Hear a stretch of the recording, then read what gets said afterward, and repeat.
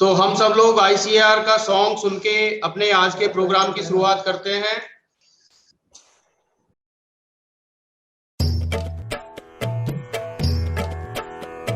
जय जय कृषि परिषद भारत की, सुखद प्रतीक हरित भारत की। कृषि धन पशुधन मानव जीवन, दुग्ध मत्स्य फल यंत्र सुवर्धन। वैज्ञानिक विधि नव तकनीके, पारिस्थितिकी का संरक्षण। शस्य श्यामला छवि भारत की, जय जय कृषि परिषद भारत की। हिम प्रदेश से सागर तट तक, मरुधरती से पूर्वोत्तर तक। हर पथ पर है मित्र कृषक की, शिक्षा शोध प्रसार सकल तक। आशा स्वावलंबित भारत की, जय जय कृषि परिषद भारत की। जय जय कृषि परिषद भारत की। तो मैं इस मौके पे आप सब लोग मेरी आवाज सुन पा रहे हैं? जी जी जी सर। तो मैं इस मौके पे मैं डॉक्टर धर्मवीर सिंह, प्रधान वैज्ञानिक, भारतीय मृदा एवं सॉइल कंजर्वेशन संस्थान देहरादून से आप सब लोगों का स्वागत करता हूं। इसके बारे में मैं कुछ चंद बातें आप लोगों को बताना चाहूंगा। जैसे कि हम सब लोगों को पता है कि हमारा देश स्वतंत्रता के 75 साल पूरे कर रहा है, और इस उपलक्ष्य में हमारी जो केंद्रीय सरकार है और अन्य राज्य सरकारें हैं, वो इस 75वीं वर्षगांठ को बहुत अच्छे से धूमधाम से मना रहे हैं। और इसी उपलक्ष्य में हमारे पूरे देश में कई सारे अनेकों प्रोग्राम चल रहे हैं। इसी कड़ी में हमारी जो काउंसिल है, Indian council of agricultural research, भारतीय कृषि अनुसंधान परिषद, तो यहाँ पे भी, इस परिषद में भी पूरे देश में हमारे अनेक संस्थानों ने बहुत सारे कार्यक्रम इसमें किए हैं। बहुत सारे एमिनेंट जो पर्सनालिटीज हैं उनके लेक्चर्स हो रहे हैं। और हमारा जो डिवीजन है, एनआरएम डिवीजन जिसको हम बोलते हैं, आईसीएआर का एनआरएम डिवीजन, उसने भी आज जो 18 जून है उसको पूरे देश भर में एक थीम को लेके एक किसान गोष्ठी का आयोजन सभी संस्थानों द्वारा हो रहा है। आज की जो मुख्य थीम रखी गई है वो रखी गई है कि कैसे हम उर्वरकों का संतुलित उपयोग कर सके। संतुलित उर्वरक उपयोग से हम कैसे अपनी मिट्टी के स्वास्थ्य को बनाए रखें, उसको कैसे टिकाऊ रूप से बनाए रखा जा सकता है। हम सब लोग कई बार सोचते हैं, या कई स्थानों पे इस तरह का देखा भी गया है कि उर्वरकों के उपयोग को कई बार हम लोग एक तरह से मानते हैं कि उन्होंने हमारी मिट्टी की स्वास्थ्य खराब कर दिया है। ऐसा बिल्कुल नहीं है। ये ठीक उसी तरह से देखा जा सकता है अगर हम अपने डे टू डे लाइफ में किसी एक पर्टिकुलर चीज की, जैसे कि साल्ट है या चीनी है, उसका आवश्यकता से अधिक खाना उसको हम शुरू कर दें तो हमारी सेहत खराब हो जाएगी। ठीक उसी प्रकार से अगर हम उर्वरकों का एक तरह से गलत उपयोग करना शुरू करेंगे अपनी मिट्टी में, तो हमारी मिट्टी की सेहत खराब होने का डर रहता है और कई जगह हो भी सकती है। तो इस विषय में ये बहुत महत्वपूर्ण है कि हम उर्वरकों का एक संतुलित मात्रा में उपयोग करें।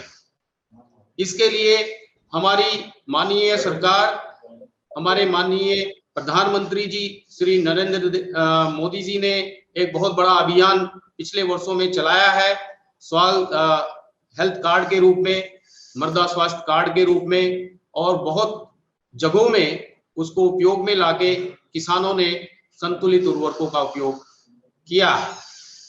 तो इसी विषय को लेके आज की ये किसान गोष्ठी वर्चुअल मोड में इसको करने का निर्णय लिया गया है। और इस मौके पे हमारे साथ उत्तराखंड सरकार के जो हमारे माननीय कृषि मंत्री जी हैं श्री सुबोध उनियाल जी, वो अभी कुछ चंद मिनटों में हमारे साथ में जुड़ेंगे और उनसे भी हम सुनेंगे कि किस तरह के वो इनिशिएटिव ले रहे हैं हमारी मिट्टी के स्वास्थ्य को ठीक करने के लिए और कैसे हम अपने जो हमारे फर्टिलाइजर्स हैं उनका संतुलित उपयोग कर सकते हैं। जैसा कि आप सब लोगों को पता है कि मिट्टी से हम हर साल हर सीजन में कितना मात्रा में खाद्यान्न, कितना मात्रा में सब्जियां, कितना मात्रा में हम उनमें से मिट्टी में से निकाल लेते हैं, जिसको कि माइनिंग का रूप एक तरह से दिया जा सकता है। एक तरह से माइनिंग आजकल लोग बाग बोल रहे हैं कि न्यूट्रिएंट की माइनिंग मिट्टी से हो रही है। इस माइनिंग को हम हमेशा के लिए नहीं बरकरार रख सकते हैं। ये कुछ टाइम के बाद में हमारी मिट्टी में पोषक तत्वों की कमी हो जाएगी और उनकी पूर्ति करने के लिए हमारे पास जो संसाधन है उनमें उर्वरक भी एक संसाधन है। उसके अलावा हमारे पास में खाद है।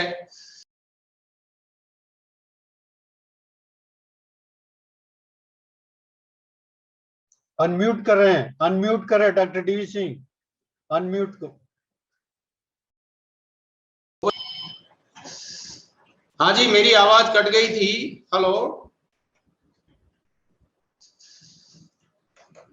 हाँ मेरी आवाज कट गई थी। अभी आप मुझे सुन पा रहे हैं? तो मैं क्या बोल रहा था कि ये माइनिंग जो हो रही है, न्यूट्रिएंट की माइनिंग, इसको हम कैसे इसकी पूर्ति कर सकते हैं, अपनी मिट्टी का स्वास्थ्य बनाए रख सकते हैं।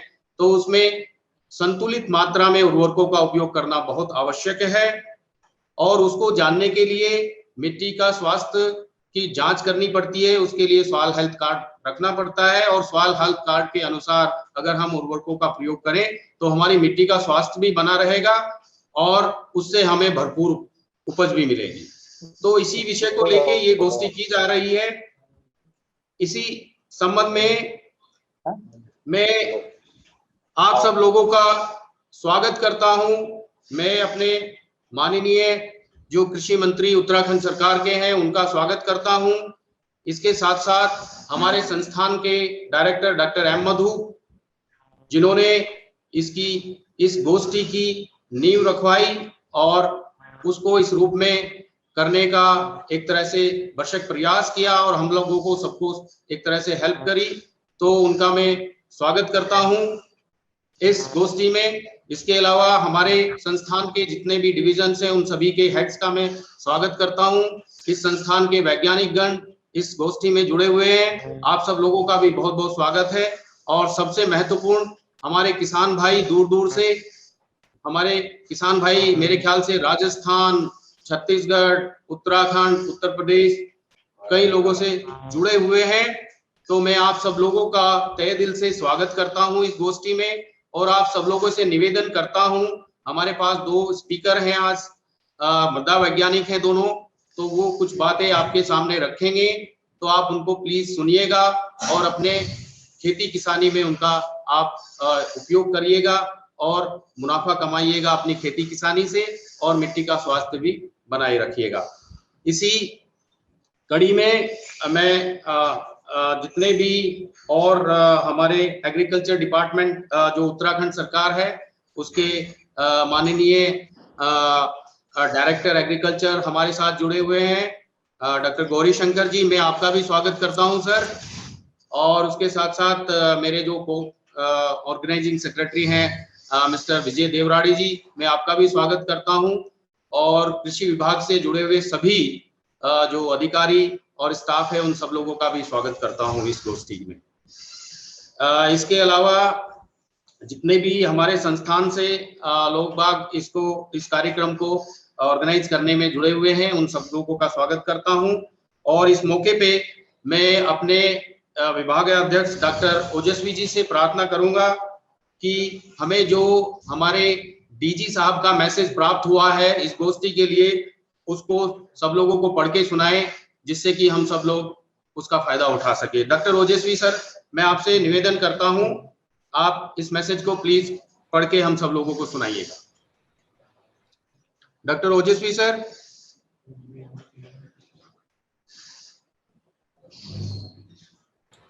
डॉक्टर ओजस्वी सर। हाँ हाँ हाँ सर। सर नमस्कार सभी प्रतिभागियों को। आज़ादी के इस 75 वर्ष के अवसर पर जो हम लोग प्रधानमंत्री जी के दिशा निर्देश पर अमृत महोत्सव मना रहे हैं, इसमें सभी प्रतिभागियों का इस किसान गोष्ठी में स्वागत है, नमस्कार है। मैं आप लोगों को ये संदेश पढ़ के सुना रहा हूँ, जो कि सेक्रेटरी डेयर और डायरेक्टर जनरल ICR की तरफ से सभी प्रतिभागियों के लिए दिया गया है। संदेश इस प्रकार है: धरती पर स्वस्थ जीवन बनाए रखने के लिए मिट्टी की देखभाल करना बेहद जरूरी है। वेदों के अनुसार इस मुट्ठी भर मिट्टी पर हमारा अस्तित्व इसकी देखभाल पर निर्भर करता है और यह आपके भोजन की देखभाल करेगी, आपके ईंधन की आवश्यकताओं की पूर्ति करेगी, यह आपको आश्रय देगी और आपको सुंदरता से घेर लेगी। इसका दुरुपयोग करने पर यह अस्वस्थ और मृत प्राय हो जाएगी। भारतीय मिट्टी समान रूप से जैविक कार्बन में कम है। मिट्टी से पोषक तत्वों का निरंतर खनन 34 मिलियन टन प्रति वर्ष की दर से हो रहा है। इतना हम निकाल लेते हैं उससे, तथा इसके मुकाबले केवल 26 मिलियन टन ही मिट्टी में वापस मिलाया जाता है। प्राथमिक, द्वितीयक और सूक्ष्म पोषक तत्वों की कमी के परिणाम स्वरूप देश के कई क्षेत्रों में बहुपोषक तत्वों की कमतरता हुई है।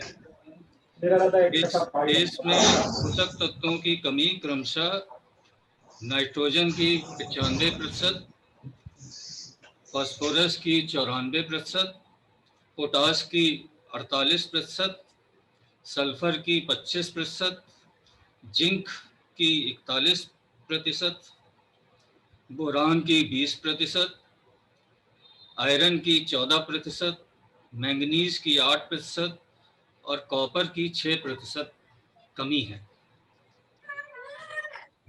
सीमित पोषक तत्व अन्य पोषक तत्वों की पूर्ण अभिव्यक्ति की अनुमति नहीं देते और उर्वरक प्रतिक्रिया और फसल उत्पादकता को कम करते हैं।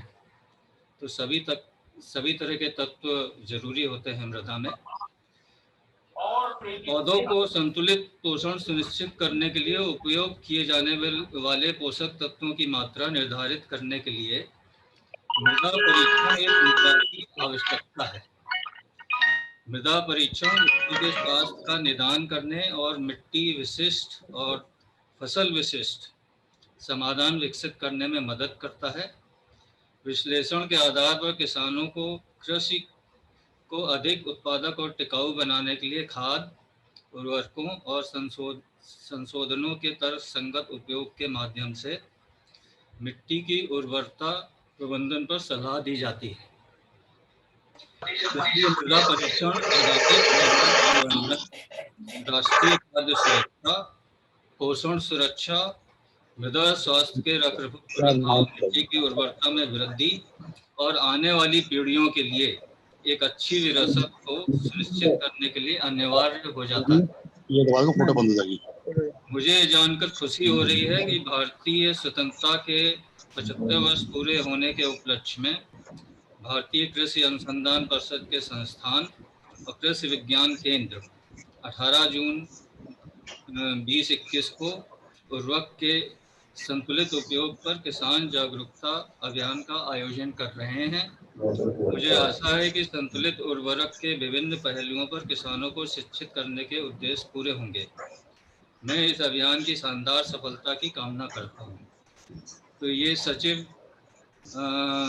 कृषि शोध और शिक्षा विभाग, भारत सरकार, और डायरेक्टर जनरल भारतीय कृषि अनुसंधान परिषद की तरफ से संदेश था।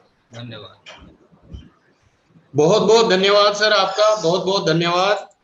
तो हम सब लोगों ने सुना कि हमारे जो माननीय डीजी साहब हैं उनका संदेश, और उन्होंने बहुत ही संक्षिप्त रूप में हम सब लोगों को ये संदेश पहुंचाया कि किस तरह से हमारी मिट्टी से पोषक तत्वों का दोहन हो रहा है और उनकी आपूर्ति करने के लिए, उनकी पूर्ति करने के लिए हमें संतुलित रूप में उर्वरकों का उपयोग करना पड़ेगा, जिससे कि हमारी उर्वरक शक्ति, मिट्टी की उर्वरक शक्ति बनी रहे और हम अपना फसलों उत्पादन ठीक से कर पाए। अब मैं डॉक्टर हर्ष मेहता जी से निवेदन करूंगा, जो कि इस संस्थान में पादप विज्ञान विभाग के विभागाध्यक्ष हैं।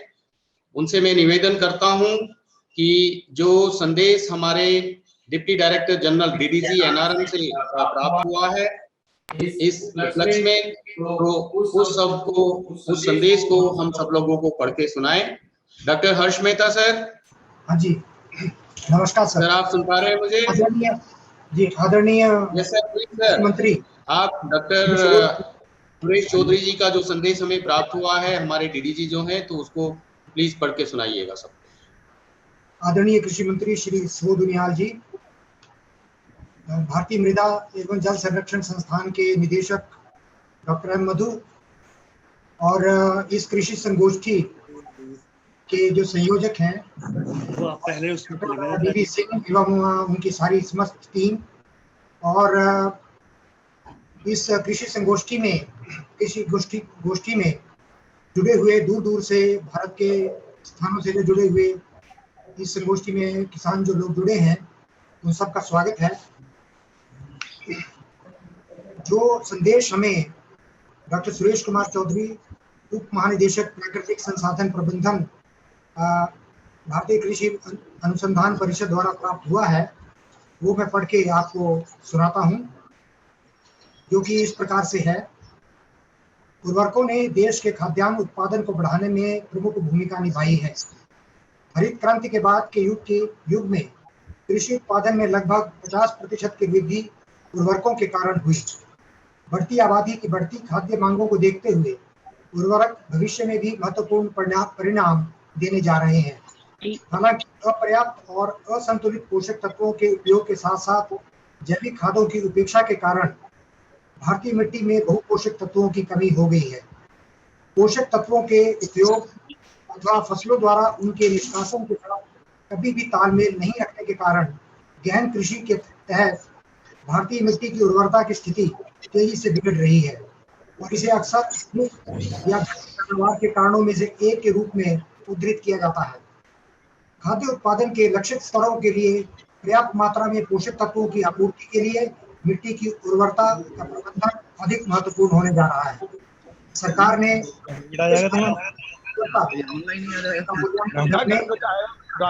देश में संतुलित उर्वरक सुनिश्चित करने के लिए किसानों को मृदा परीक्षण आधारित उर्वरक अनुशंसा प्रदान करने के लिए मृदा स्वास्थ्य कार्ड पर राष्ट्रीय मिशन शुरू किया है।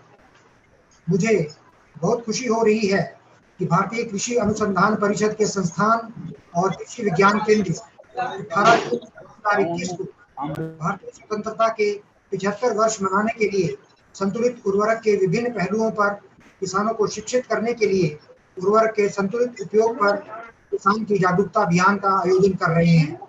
मैं इस प्रयास की बड़ी सफलता की कामना करता हूं। डॉक्टर सुरेश कुमार चौधरी। सर आपका बहुत बहुत धन्यवाद। और हम सब लोगों को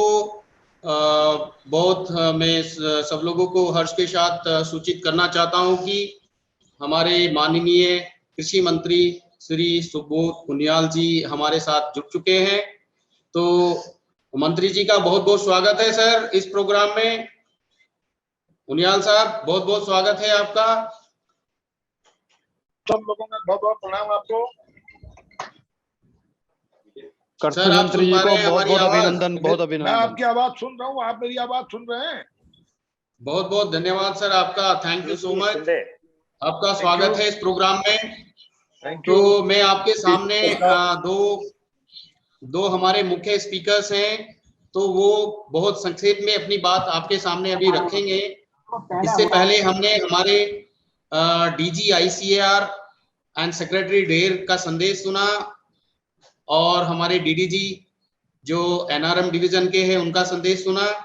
अब मैं डॉक्टर गोपाल कुमार, मेरे साथी जो हैं इस संस्थान में मृदा वैज्ञानिक, तो उनसे अनुरोध करता हूं कि वो अपनी वार्ता शुरू करें और उनकी वार्ता है इंटीग्रेटेड प्लांट न्यूट्रिशन सिस्टम, एकीकृत पादप पौध पोषण प्रणाली किस तरह से कारगर है, तो उसके बारे में डॉक्टर गोपाल कुमार हम सब लोगों के साथ कुछ साइंटिफिक तथ्यों के साथ कुछ बातें शेयर करेंगे, जिससे हम सब लोग मेरा ऐसा आशा है कि हम सब लोग लाभान्वित होंगे। तो डॉक्टर गोपाल कुमार आप शुरू कर सकते हैं। धन्यवाद सर। माननीय कृषि मंत्री श्री सुबोध उनियाल जी, हमारे संस्थान के निदेशक डॉक्टर एम मधु, उत्तराखंड शासन के कृषि विभाग के सभी साथी कर्मचारी, किसान भाइयों एवं हमारे संस्थान के सभी वरिष्ठ साथीगण, आप सबका स्वागत करते हैं। मैं अनुमति चाहता हूं, मुझे स्क्रीन शेयर की अनुमति शायद होस्ट दे सकते हैं, अभी हमारे पास नहीं है। डीवी सिंह सर, थोड़ा मैं स्क्रीन शेयर करना चाहता हूं, इसकी अनुमति नहीं है अभी हमारे पास। अमित जी शायद सुन रहे हैं, कृपया हमें स्क्रीन शेयर की अनुमति दें। होस्ट हाँ, अभी हो गया है। ओके, धन्यवाद। तो महोदय, जैसा कि हमारे वरिष्ठ साथी डॉक्टर डीवी सिंह ने कहा कि आज का विषय है एकीकृत पौध पोषण प्रबंधन प्रणाली। तो इसमें ये विषय तो काफी पुराना है, हालांकि हिंदी में कभी कभार हम इसे कठिन समझ लेते हैं। ये विषय पुराना है, लेकिन इसका महत्व तो बढ़ा है समय के साथ। आपदा की इस घड़ी में तो इसका महत्व और ज्यादा हो गया है। तो ये एक विषय आज बात करने लायक है और आज के प्रोग्राम से काफी मेलजोल है। मैं इसमें से कुछ बातें पहले आप लोगों के संदर्भ में लाना चाहता हूं, आप लोगों के समक्ष रखना चाहता हूं। विश्व बंधुत्व की बात हमारी देश में होती है और कई लोगों ने इसमें हमारा समर्थन किया। हमें ये लगने लगा कि शायद सारे लोग हमारे इस सोच के साथ हैं और विश्व बंधुत्व एक असली चीज होने जा रही है। लेकिन अभी अभी जो आपदा आई है, इसने ये साबित कर दिया कि एक कोरी कल्पना थी। जो देश सशक्त है, जो अन्न सुरक्षा में, खाद्य सुरक्षा में सशक्त है, वो अपने लोगों को बचा पाया। बाकी सब अपनी अपनी देखने में लग गए। एक्चुअली ये बंधुत्व की पहचान, रिश्तों की पहचान विपत्ति में ही होती है, ये आप सब जानते हैं। और अभी हमने जाना कि हमें ही सशक्त होना है, एक सशक्त देश बनाना है, न कि हम किसी और पे निर्भर हो सकते हैं। हालांकि हमने खाद्य सुरक्षा में, अन्न सुरक्षा में तो थोड़ी उपलब्धि की है, लेकिन एक बीमारी बहुत बड़ी अभी हमारे साथ है और विश्व में सबसे बड़ी आबादी हमारे कुपोषण का शिकार है। जो हमारी आर्थिक प्रगति हुई है उसकी तुलना में कुपोषण की प्रगति कम रही है। ये एक सोचने वाली विषय है और इसके लिए मृदा स्वास्थ्य की गिरावट या उसकी देखभाल में कमी भी एक जिम्मेवार विषय रहा है। आंकड़े बताऊं तो वैसे पूरे देश में उत्तराखंड का तो हाल थोड़ा फिर भी अच्छा है तुलनात्मक, लेकिन पूरे देश में कुछ राज्य ऐसे हैं जहां की आधी बच्चों की आबादी हमारी बौनापन, कम वजन और वास्टिंग का शिकार है। तो ये एक बड़ी बात है जिसे हमें निपटना है एक सशक्त देश बनाने के लिए। और ये शारीरिक रूप नहीं, अगर आप कुपोषण के शिकार हैं तो संज्ञानात्मक, कॉग्निटिव स्किल और शैक्षणिक परिणाम में भी नकारात्मक होंगे। मतलब कि मानसिक और शारीरिक रूप से अविकसित नागरिक। सर, एक बार सभी का माइक म्यूट करवा दीजिए प्लीज, होस्ट या होस्ट कोई भी, सभी का माइक म्यूट करवा दीजिए, जो कि एक विकासशील देश के लिए ना काफी है। अब हम बात करें खाद्य सुरक्षा की, तो हमने उपलब्धि की है। इस साल भी लगभग 2% हमारा खाद्यान्न बढ़ने वाला है। हम 303 मिलियन टन के आसपास पहुंचने वाले हैं। यानी अन्न तो हमारे पास है और शायद हम लोगों तक पहुंचा भी रहे हैं। और इसके लिए मैं बधाई दूंगा कृषि विभाग के सारे किसान भाइयों को, कर्मचारियों को, पूरे देश के, कि इस आपदा की घड़ी में ये आपका योगदान था कि हम लगभग 80 करोड़ लोगों को एक साल से खाद्यान्न मुहैया करा पा रहे हैं। भारत सरकार करा पा रही है, इसके लिए आप सबका अब धन्यवाद के पात्र हैं। लेकिन हुआ क्या है, इसके पीछे हमने लगभग 60 मिलियन टन रासायनिक खाद खपत किया। पिछले 6 साल में लगभग 16% रासायनिक खाद के खपत में बढ़ोतरी आई है, और इसमें आयात इसके एक बड़ा हिस्सा, लगभग 1/3 से ज्यादा आयात करते हैं, जिसमें लगभग 530 बिलियन भारतीय रुपए खर्च हुई है। रासायनिक पे निर्भरता के कारण यह भी हुआ है कि जो नाइट्रोजन, फास्फोरस और पोटासियम का अनुपात 4:2:1 होना चाहिए था, हम उससे दूर हैं, और कुछ राज्यों में तो ये बदतर स्थिति है, जैसे कि पंजाब, हरियाणा में। परिणाम स्वरूप हमारे देश में पहले ही उर्वरक की कमी थी, डॉक्टर सिंह ने अभी बताया भी हमारे की कमी थी, लेकिन लगभग शुरू में ये नाइट्रोजन की कमी रही है हमारे यहाँ, ये मौसम आधारित चीज है, लेकिन आज के समय में लगभग 10 पोषक तत्वों की कमी अलग अलग जगह पर रिपोर्ट की गई है। यानी हम सॉइल को खाली कर रहे हैं, हम सॉइल से निकाल रहे हैं, उतना डाल नहीं रहे हैं। जैसा कि अभी आपने हमारे निदेशक उनके महोदय के मैसेज में भी सुना, जो हमारे सेक्रेटरी महोदय की, कि 34 मिलियन टन हम निकालते हैं और 26 मिलियन टन ही डालते हैं, उसमें उपयोग कौशलता और कम कर देती है। तो ये एक कमी रही, जिसमें माइक्रोन्यूट्रिएंट में ये सारी डिफिशियंसी और ये कमी हमारे यहाँ रही। अब जब ये कुछ कमी आई, कमी क्यों आई? क्योंकि हमने जो बाहर का ज्ञान था, शायद उस समय की जरूरत थी, हमने अपना लिया। अपनाने में बुराई नहीं है, हम कुछ भी नया सीखते हैं, अपनाते हैं अपनी भलाई के लिए, लेकिन जो हमारी पारंपरिक खेती थी, जिसका ज्ञान हमारे पास था, जिसमें हम गोबर का खाद और कंपोस्ट इस्तेमाल करते थे, हमने उसको किनारे कर दिया, हम वो भूल गए। ये भी शायद हम सरलता से भूल जाते हैं, और उसी के वजह से ये जो समस्या आई है, मिट्टी में पोषक तत्वों के भंडार की कमी, पोषक तत्वों की कमी, फसल उत्पादकता में गिरावट आई है, एनपीके का असंतुलन हो गया है, रासायनिक उत्पादकता की कमी आई है। जैसे कि पहले अगर 1 टन हमें फसल लेने के लिए जितना खाद देना पड़ता था, आज ज्यादा देना पड़ रहा है। रासायनिक, उससे प्रदूषण के खतरे बढ़े हैं, मृदा में अम्लीकरण है, जैव विविधता, जैविक गतिविधि आदि में कमी आई है, यानी कि मृदा स्वास्थ्य घटा है। साथ साथ उर्वरकों की कीमत भी बढ़े हैं, हमारा असंतुलन भी है खपत और घरेलू उत्पादन में, और हम इसके लिए ऊर्जा का भी इस्तेमाल करते हैं, जो कि जलवायु परिवर्तन में सहयोग करता है। तो बात आई कि क्या इसका विकल्प हो सकता है, क्या हम पुराने परंपरागत खेती की ओर जा सकते हैं? विकल्प के तौर पर जैविक खेती, बायोडायनेमिक खेती इत्यादि चीज आई, लेकिन शायद वो समय के लिए व्यवहारिक साबित नहीं हुई। कुछ हद तक तो हम वो करते हैं, लेकिन एक लार्ज स्केल पूरे देश के स्तर की बात करें तो वो एक व्यवहारिक हमारे पास नहीं लगा। तो एक विकल्प आया हमारे पास, क्या करें? क्या एक एकल स्रोत से हम संपूर्ण पोषक तत्व को दे सकते हैं, जैसा कि जैविक खेती में हम चाहते हैं? क्या बायोडायनेमिक खेती में चाहते हैं कि खेत के अंदर की चीजों से ही खेत की जरूरत पूरा कर सकते हैं? शायद कर भी सकते हो, लेकिन आज के समय में ये अव्यावहारिक था। तो व्यवहारिक जो आया वो एकीकृत पौध तत्व प्रणाली की बात आई, जो कि आर्थिक रूप से भी व्यवहारिक है, सामाजिक रूप से स्वीकार्य और पारिस्थितिक रूप से सुदृढ़ होना चाहिए, और है भी। इसमें एक अच्छी बात है कि जैविक उर्वरक योगात्मक प्रभाव होता है, जिसमें द्वितीय पोषक तत्व और सूक्ष्म पोषक तत्व उपलब्ध होते हैं, तो ये मिला जुला एक अच्छा असर होता है। इसीलिए इस विकल्प पे बात करने की जरूरत है। इसकी एक अच्छी बात यह है कि जैसा कि अन्य विकल्पों के साथ था कि एक रिजिड व्यवस्था थी, एक बड़ा कि उसके अंदर ही काम करना है, हम बाहर से कुछ नहीं डालेंगे, ये एक लचीली व्यवस्था है, इसमें छूट है आपको। जैसा जैसे साधन उपलब्ध हैं उस हिसाब से अब बहुत अलग अलग साधनों से, एक्चुअली ये कल्पना ही ऐसी है जिसमें एक मौसम फसल को का नहीं, बल्कि हम पूरे फसल चक्र और कृषि प्रणाली के दीर्घकालिक आधार पे उत्पादकता बढ़ाने, लाभप्रदता बढ़ाने और स्थिरता के लिए मृदा पोषक तत्व प्रबंधन की बात करते हैं। ठीक है, मृदा पोषक तत्व अगर एक सरल तौर पे देखें तो हम इन चीजों से डालते हैं, जैसे खनिज उर्वरक हो, रासायनिक उर्वरक हो। खनिज उर्वरक मतलब फास्फोरस है, जो रासायनिक तो है लेकिन खनिज है, हम उसको निकालते हैं, खोदते हैं, फैक्ट्री में हम बनाते हैं। जैविक खाद है, जैविक नाइट्रोजन स्थिरीकरण के लिए कुछ खाद है, अवसादन से भी कुछ सेडिमेंट जो बह के आता है उससे भी कुछ खाद हमारे खेत को जाता है, और वायुमंडल से भी कुछ चीज उसमें जमा होता है, निक्षेपण, और हम हटाते हैं काटे हुए फसल से, फसल अवशेष से। लीचिंग से भी कुछ हानि होती है, गैस के रूप में हानि होती है, और मिट्टी कटाव से हानि होती है। अगर इस बैलेंस को देखते हुए हमें एक ऐसी व्यवस्था जिसमें जहां से जो मिले उसको डालें, तो वो एक हमारी एकीकृत पोषक तत्व प्रबंधन की बात होती है। इसमें बहुत सारे अनुसंधान की अभी भी जरूरत है, कितनी मात्रा हो, ये एक रिजिड नहीं है। शायद ये सुंदरता भी इसकी है, क्योंकि अगर हम एक रिजिड कर दें तो किसी लोगों के लिए काम करने के लिए ये कठिन हो सकता है। इसकी बात करें तो इसमें क्या है, खेत के अंदर का तथा बाहर का भी चीजों को, कचरा का प्रबंध कर हम इसको रिसाइकिल कर खेत में उपयोग कर सकते हैं, ये एक आजादी है इसमें। आजकल शून्य बजट खेती की बात हुई जिसमें जीवामृत उपयोग करते हैं, उसमें भी अच्छा लगा कि मिट्टी की क्षमता को बढ़ाने के लिए कुछ चीजें हम बाहर से डालते हैं, बहुत थोड़ा सा डालते हैं और उसका उपयोग करते हैं, लेकिन ये भी हमारे जो अनुसंधानकर्ता लोगों को लगा कि एक लंबे समय के लिए अत्यधिक उत्पादन लेने के लिए शायद ये नाकाफी हो। हालांकि अनुसंधान जारी है, कोई एक बात करना संभव है।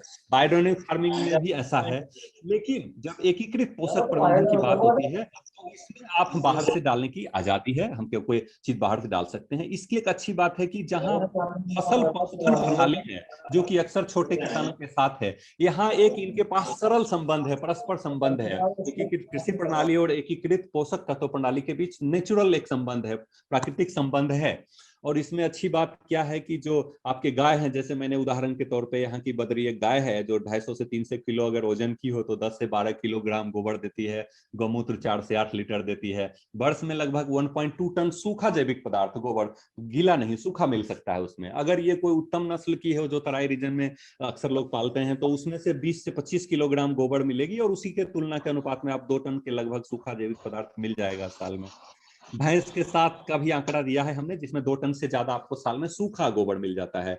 इसके अब बात क्या हुई है, ये सारी चीजें हैं जिसको कि खेत में डालना चाहिए। जैसे मैं कृषि के टोटल बायोमास की बात करूं तो लगभग 690 टन आज के एक अनुमान के हिसाब से बायोमास पैदा होता है देश में। 180 मिलियन टन लगभग अतिरिक्त है, बाकी सब उपाय और जलाने को छोड़ने के बाद भी।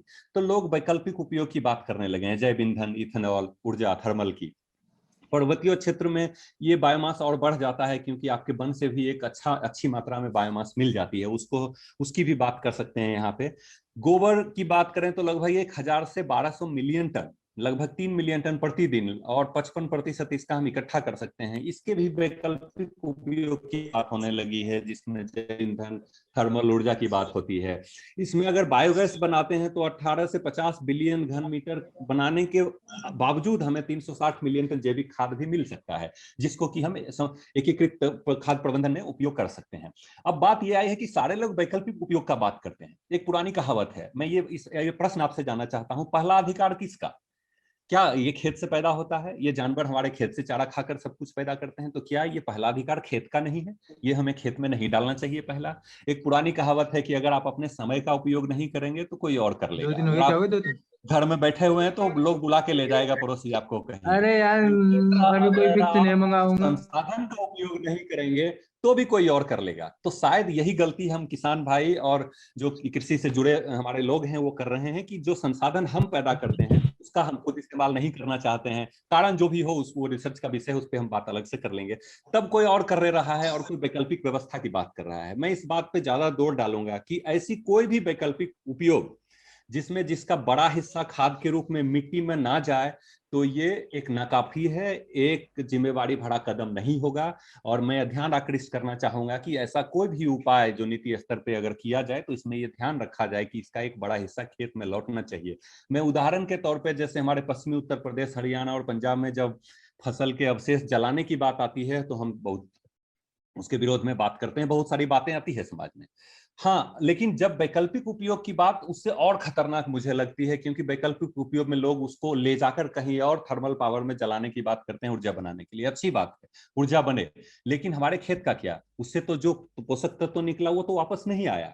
तो ऐसी कोई भी व्यवस्था वैकल्पिक हो जिसमें पोषक तत्व का एक बड़ा हिस्सा हमारे खेत में लौटे, ये समेकित खाद प्रबंधन के लिए भी जरूरी है और हमारी टिकाऊ व्यवस्था के लिए भी जरूरी है। मैं इस पे आपका ध्यान आकृष्ट करना चाहूंगा, किसान भाइयों का, बाकी लोगों का। अब हुआ क्या है, मिट्टी में उर्वरकता की उत्पादकता में सुधार करने के लिए बहुत तरह से चीज डालते हैं। हमारे देश में आप जानते हैं अलग अलग जगह अलग अलग तरह का मौसम है, सब जगह बायोमास की उपलब्धता बराबर नहीं है।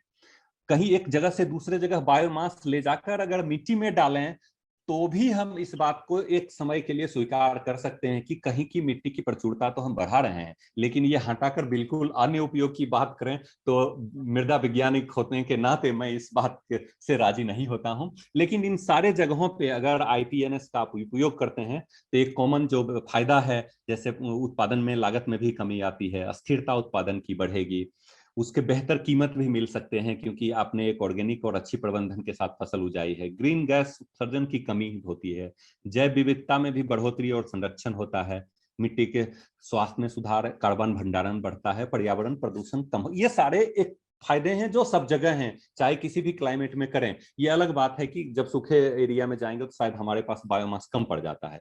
और जब हम फसल उत्पादकता बढ़ाने की बात करते हैं, ये इंटीग्रेटेड IPNS के माध्यम से, समेकित प्रबंधन के माध्यम से, तो इसमें खाद डालने के ऑप्शन के साथ साथ ये जो सारे विकल्प खाद डालने के हैं, खेत का खनिज उर्वरक, प्राकृतिक मिट्टी में भी कुछ संशोधन होता है, फसल के अवशेष, कृषि वानिकी और उसके अवशेष वानिकी, हरी खाद, इनके साथ साथ हमें दूसरी जो व्यवस्था है उत्पादकता बढ़ाने के लिए, वो अगर हम मानते हैं कि वो अलग है तो ये सही नहीं है। जैसे कि इंटरक्रॉपिंग या सही फसल चक्र, पड़ती छोड़ना, जल निकासी की व्यवस्था, जुताई का उपयोग, कवर फसल, इन सब के साथ साथ हमें मिट्टी के संरक्षण को भी ध्यान देना है। और ये एक समेकित जो हमारे पोषक तत्व प्रबंधन प्रणाली है उसका एक अहम हिस्सा है। इस बात को हमें नकारा नहीं जा सकता है।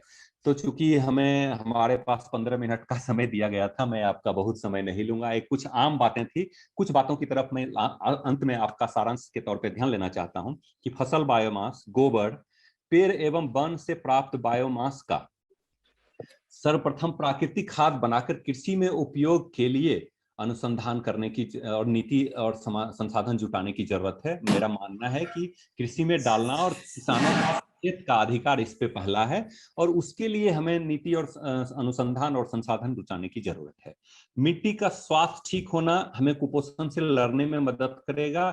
आज के समय में हम अगर दुनिया के सबसे कुपोषित से पीड़ित देश हो तो ये सुनने में थोड़ा खराब लगता है, क्योंकि हम आर्थिक रूप से भी संपन्न हुए हैं, खाद्य व्यवस्था भी हमारी सुधरी है, उसके बावजूद इससे हमें लड़ना है। और मिट्टी के स्वास्थ्य बढ़ाएंगे तो इससे फसल में कुछ चीजें ला सकते हैं और बढ़ा सकते हैं।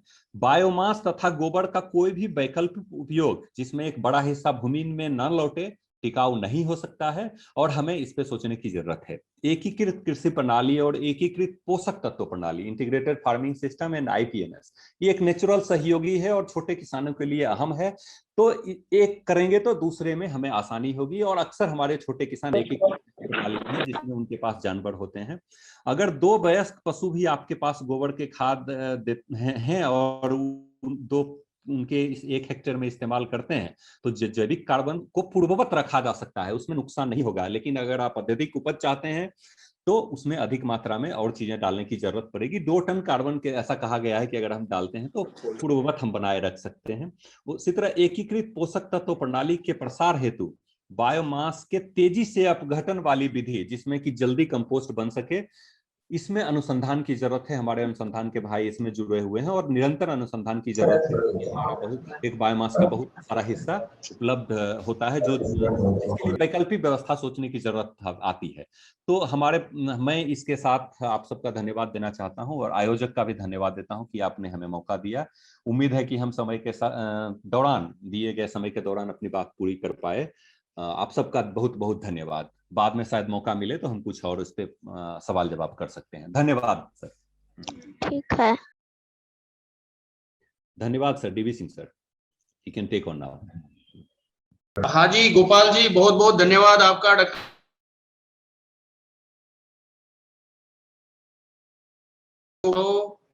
हाँ जी चौहान जी, अभी मुझे बोलने दीजिएगा, मुझे अनम्यूट मत कीजिएगा।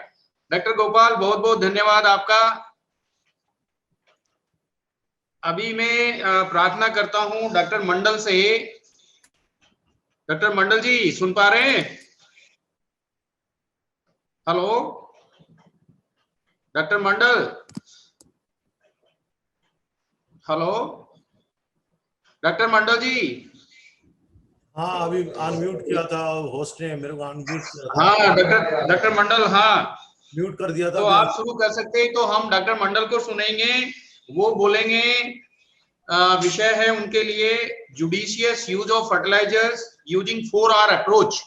एक 4R अप्रोच है जिसको यूज करते हुए हम बहुत अच्छे से अपने उर्वरकों का प्रबंधन कर सकते हैं, अपनी मिट्टी की स्वास्थ्य का प्रबंधन कर सकते हैं। तो मैं डॉक्टर मंडल को प्रार्थना करता हूं कि आप प्लीज शुरू कर दीजिएगा। और मंडल जी से एक रिक्वेस्ट और भी है कि आप थोड़ा ब्रीफ एंड क्रिस्प, वो सबको पता है, आप बोलेंगे क्योंकि मंत्री जी को थोड़ा जल्दी हमें चाहते हैं कि उनको लेके आए हमारे डायरेक्टर साहब के पास में। तो मंडल जी आप प्लीज शुरू कर लीजिएगा।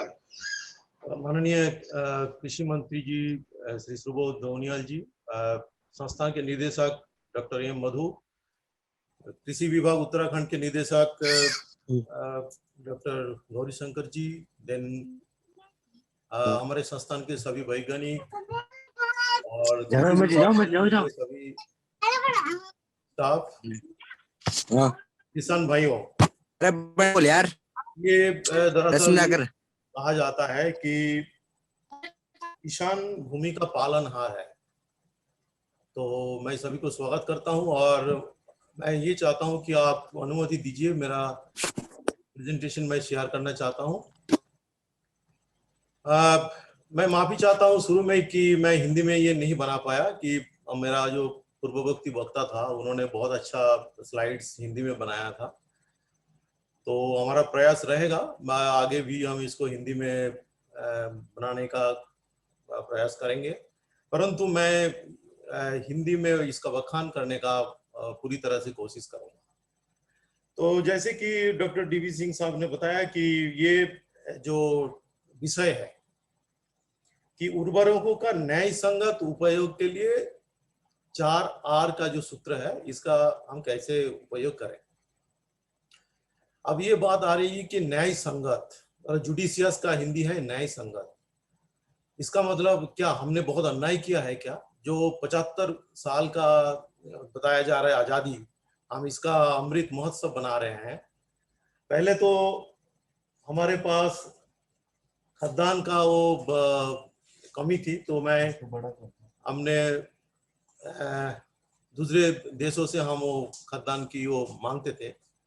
फिर जब हरित क्रांति की समय आया तो हरित क्रांति के टाइम पर हम लोगों ने बहुत तकनीकी के उपयोग किए, उसमें से खासकर एक फर्टिलाइजर और जो सिंचाई है इसका बहुत ही कंट्रीब्यूशन था। तो जो रासायनिक खाद इस्तेमाल करते करते पिछले 50 सालों में, आजादी के बाद जब हमारा इतना तो यूज नहीं होता था फर्टिलाइजर्स, लेकिन जब हरित क्रांति आया तो उसके बाद पर्टिकुलरली जब नाइट्रोजन खाद है, जो यूरिया, DAP, इस टाइप के जो खाद है, उसको जो इस्तेमाल करते करते हमने बहुत अन्याय किया है। तभी ये न्याय की बात आ रही है। तो अन्याय क्या किया है, वो है कि हम लोग पैदावार के चक्कर में हमारा वातावरण, हमारा परिवेश, हमारा एनवायरनमेंट को खराब किया है।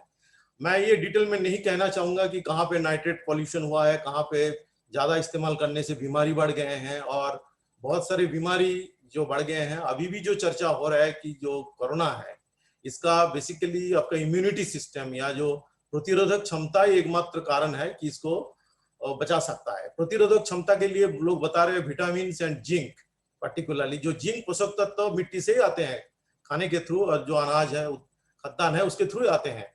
अब जिंक अगर मिट्टी में कमी है तो खद्दान में भी कमी होगी और अनाज में भी कमी होगी, और मानव शरीर में भी इसकी डेफिशिएंसी होगी, और आपका जो प्रतिरोधक क्षमता है वो कम होता जाएगा। तो कुल मिला के ये हम कहना चाह रहे हैं कि जो अन्याय किया है, और इसको न्याय करने के लिए हमें जानकारी बहुत जरूरत है। इसके लिए 4 सूत्र बताया गया है।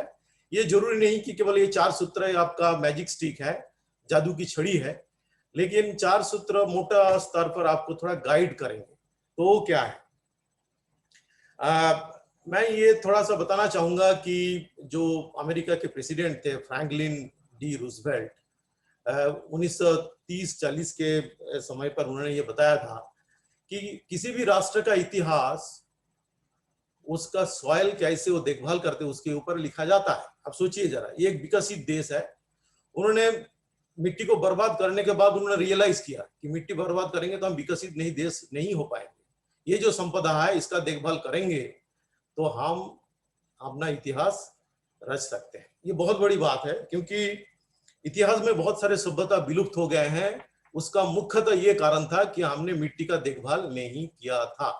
हो सकता है वहां मिट्टी में ज्यादातर जो सूखा पड़ गया था, ज्यादा हमने सिंचाई का ध्यान नहीं दिया था, तो वातावरण के जो क्लाइमेट चेंज बोलते हैं उसके कारण भी, और जो उसमें मॉइस्चर होना चाहिए, जो मिट्टी में नमी होना चाहिए, वो सूखा होने के कारण भी विलुप्त हो गया है।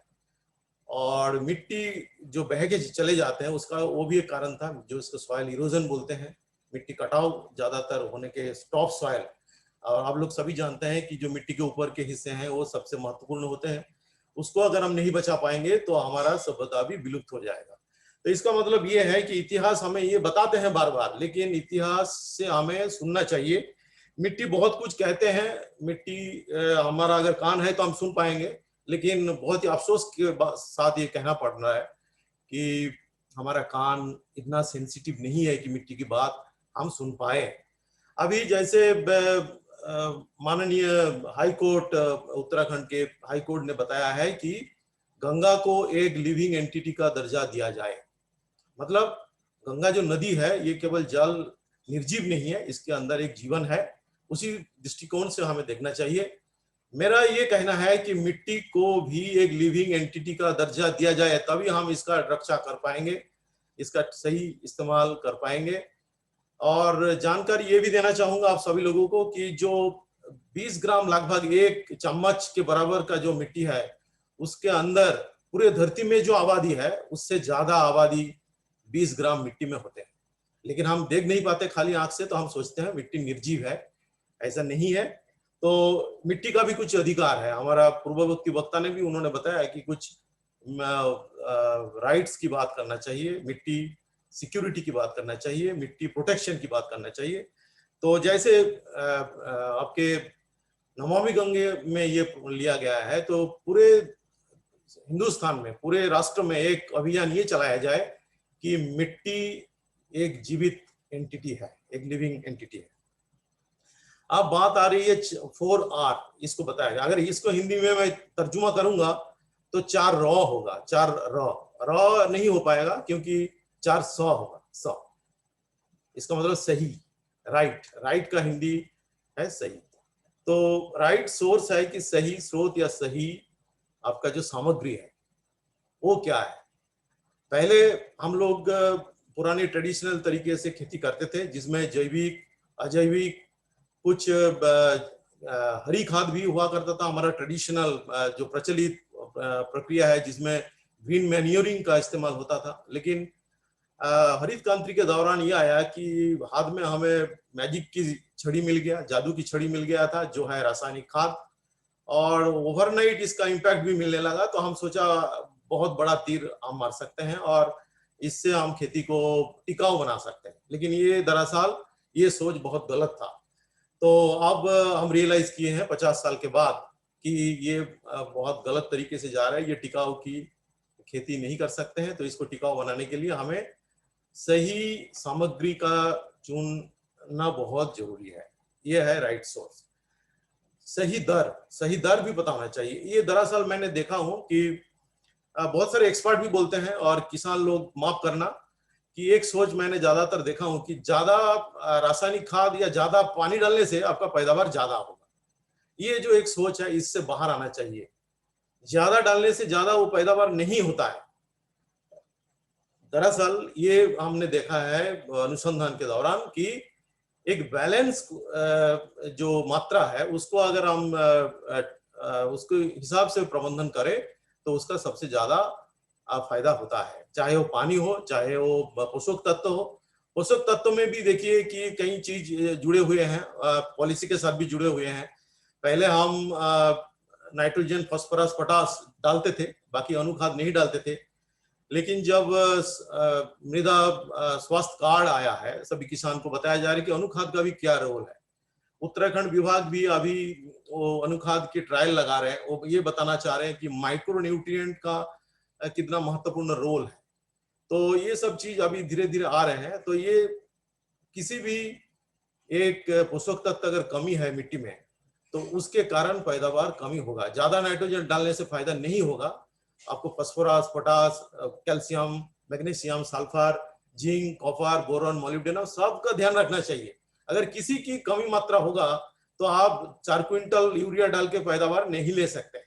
जो सबसे कमी है वही डिसाइड करेगा कि आपका पैदावार कितना मैक्सिमम आप ले सकते हैं। तो इसको बैलेंस न्यूट्रिएंट बोलते हैं, जो पूर्ववर्ती वक्ता ने उसको बहुत विस्तार से बताया है।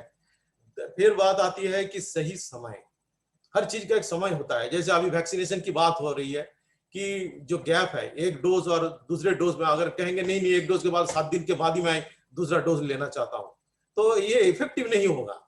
लेकिन अब कोई कह रहे नहीं नहीं मेरे पास पैसा है और मैं बहुत बड़ा आदमी हूँ, मैं 15 दिन के बाद वैक्सीन ले लूंगा। नहीं, ये पैसे की बात नहीं है, ये आपको एक नीति और एक प्रणाली है, एक वैज्ञानिक तरीका है, उसके हिसाब से आपको इस समय का ध्यान रखना चाहिए। तो किस समय कितना क्या डालना चाहिए, ये एक विस्तार से हम बात कर सकते हैं। फसल के हिसाब से, अगर वेजिटेबल है, अगर आपका धान की खेती है या मक्का है, भुट्टा है, इसका अलग अलग फर्टिलिटी मैनेजमेंट जिसको बोलते हैं, खाद प्रबंधन प्रक्रिया, इसका बहुत सारे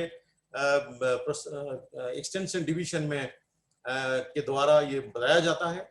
लेकिन सही समय आपको बहुत बहुत जरूरी है। और एक सूत्र है जो भी बहुत ही महत्वपूर्ण सूत्र है, राइट प्लेस, मतलब स्थान विशिष्ट प्रबंधन। कई बार ये हमने देखा है कि अनुसंधान के दौरान जिसको हम बोलते हैं ब्रांड प्लेसमेंट। जैसे एक उदाहरण देना चाहूंगा कि आजकल सिंचाई, जो प्रधानमंत्री किसी सिंचाई योजना के दौरान ड्रिप और स्प्रिंकलर इरिगेशन का बहुत बढ़ावा दिया जा रहा है, बहुत ही इसका महत्व है। इससे पानी भी कम इस्तेमाल कर सकते हैं और ज्यादा से ज्यादा फायदा ले सकते हैं। तो ड्रिप के दौरान जैसे जहाँ पे जड़ है उसके आसपास हम मॉइस्चर अप्लाई करते हैं जितना जरूरत है, क्योंकि ज्यादा मॉइस्चर होने से भी वहाँ पे ऑक्सीजन की कमी हो जाएगी, वायु की कमी, हवा की कमी हो जाएगी, तो उसके कारण भी जड़ मर जाएंगे। तो जड़ को भी रेस्पिरेशन लेने का, मतलब उसका भी सांस चलना जरूरी है, उसको भी ऑक्सीजन चाहिए। तो ये है कि राइट प्लेस में हम क्वांटिटी कितना है दर में और सही सामग्री से उसको हम प्रबंधन करें तो सबसे अधिक हम फायदा ले सकते हैं। तो वही है, हम हिंदी में थोड़ा सा कोशिश किया था इसका तर्जुमा करने का, यही है। अब बात आती है कि जो नीतियां हैं और हम व्यावहारिक तौर पर जो उसको इस्तेमाल करते हैं, इसमें क्या क्या करना चाहिए। इसका भी देखिए कि जो डॉक्टर गोपाल कुमार है, जो पूर्ववर्ती वक्ता है, उन्होंने काफी अच्छी तरह से ये बताया है कि राइट सोर्स का मतलब ये है कि आपके पास रासायनिक खाद भी है, आपका मैन्योर भी है जो कंपोस्ट है, गोबर का खाद है, फिर आप फसल के अवशेष को मिला के कंपोस्ट बना सकते हैं। आजकल एक अभियान ये भी चल रहा है कि वेस्ट टू वेल्थ, मीन्स जो अवशेष है उससे कैसे उसको संपदा में कन्वर्ट कर सकते हैं, ये भी एक अभियान चल रहे हैं। तो आपको पता होना चाहिए कि इस दुनिया में कोई वेस्ट नहीं है, कोई खराब चीज नहीं होते हैं। आपका अगर ज्ञान है, आपका जानकारी है, तो उस चीज को आप एक संपदा में कन्वर्ट कर सकते हैं।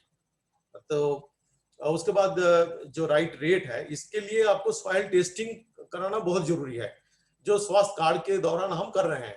और आप हर 5 साल के बाद आपको हम ये बताएंगे कि ये रिपीट करना चाहिए और इसको फिर दोबारा कैसे हम जो सही है उसको हम ध्यान रखें और जो कम है उसको हम फिर प्रबंधन करें। फिर उसके हिसाब से फिर टाइम, जैसे कब पौधा जब हम रोपाई कर रहे हैं उससे पहले, जब हम रोपाई कर रहे हैं उसके समय, या जब उसका फ्लावरिंग हो रहा है, टिलरिंग हो रहा है, उस समय हम कितने मात्रा में देना चाहिए, ये सब चीज है। और क्या प्रणाली है, चाहे हम ब्रॉडकास्ट करें, छिड़काव करें या जड़ के पास दें। आजकल ये भी एक मुद्दा आया है कि नैनो फर्टिलाइजर्स। मैं किसान भाइयों को ये जानकारी देना चाहूंगा कि इफको जो कंपनी है उन्होंने नैनो यूरिया फर्टिलाइजर बाजार में ला रहे हैं और 1/3 आपका जो यूरिया है वो बचत हो जाएगी, आपका पैसा भी बहुत बच जाएगा। तो पैसे की कम से कम पैसे से अब ज्यादा से ज्यादा इस्तेमाल कर सकते हैं। और जिसको हम बोलते हैं यूज एफिशिएंसी है, यूज एफिशिएंसी बहुत बढ़ जाएगा, आपका वातावरण और एनवायरनमेंट का बहुत ध्यान आप रख सकते हैं। तो ये एक फर्टिलाइजर के नाम से जो यूरिया अभी मार्केट में आप लोगों को मिलने का संभावना है, और इसका इस्तेमाल करने से भी आप मैक्सिमम फायदा ले सकते हैं, वातावरण का ध्यान रख सकते हैं। और ये जो 4 सूत्र है इसमें काफी चर्चा हो रहा है, क्यों टिकाऊ खेती के लिए बहुत महत्वपूर्ण है। ये मैं नहीं बताना चाहूंगा कि स्थान विशिष्ट प्रबंधन और जो 4 सूत्री परिवर्तन काल का प्रबंधन, ये काफी विस्तार से बताया गया है। फर्टिगेशन का भी रोल मैंने बता दिया हूँ। अभी बात आ रही है, जस्ट मैं 2 मिनट और लेना चाहता हूँ, 2 मिनट में मैं बात खत्म करूंगा, कि 4 सूत्र से केवल बात नहीं बनेगा, तो 4 प्लस होना चाहिए। 4 प्लस क्या होना चाहिए कि पोषक तत्व का मैनेजमेंट प्रबंधन तो हम 4 सूत्र से कर सकते हैं, लेकिन उर्वरक और ये पोषक तत्व के साथ पानी का भी जुड़ाव है। तो वो जैसे कंजर्वेशन प्रैक्टिसेस, नमी नहीं होने से आप अगर 4-5 क्विंटल खाद भी डाल दें, अगर वहां पे पानी नहीं है तो क्या होगा? पानी तो उसको घोल के फिर लेने लायक बनाते हैं ना उस पोषक तत्व को, पौधा तभी ले पाएंगे जब पानी होगा। पानी भी वो है कि मात्रा में होना चाहिए, ना पूरा फ्लडिंग कर दिया, पूरा पानी डाल दिया, ऐसा भी नहीं है। तो ये जो प्लास है, इस प्लास का भी प्रबंधन में बहुत ही महत्वपूर्ण रोल है। इस प्लास क्या होगा, किस फसल के लिए क्या होगा, इसमें आपको वो जानकारी होना चाहिए, तभी इसका सही हम मैक्सिमम बेनिफिट ले सकते हैं। एक छोटा सा चीज ये भी मैं चाहूंगा कि एक तो है मृदा परीक्षण के दौरान आप बता सकते हैं कि आपकी मिट्टी में क्या कमी है, मिट्टी स्वास्थ्य कार्ड बना सकते हैं। और जब फसल में खेतों में जब फसल है, उसके पत्तों और उसके जो सिम्टम है, उस सिम्टम देख के भी आप उसकी डेफिशिएंसी, कमी क्या है, उसका भी निरीक्षण कर सकते हैं।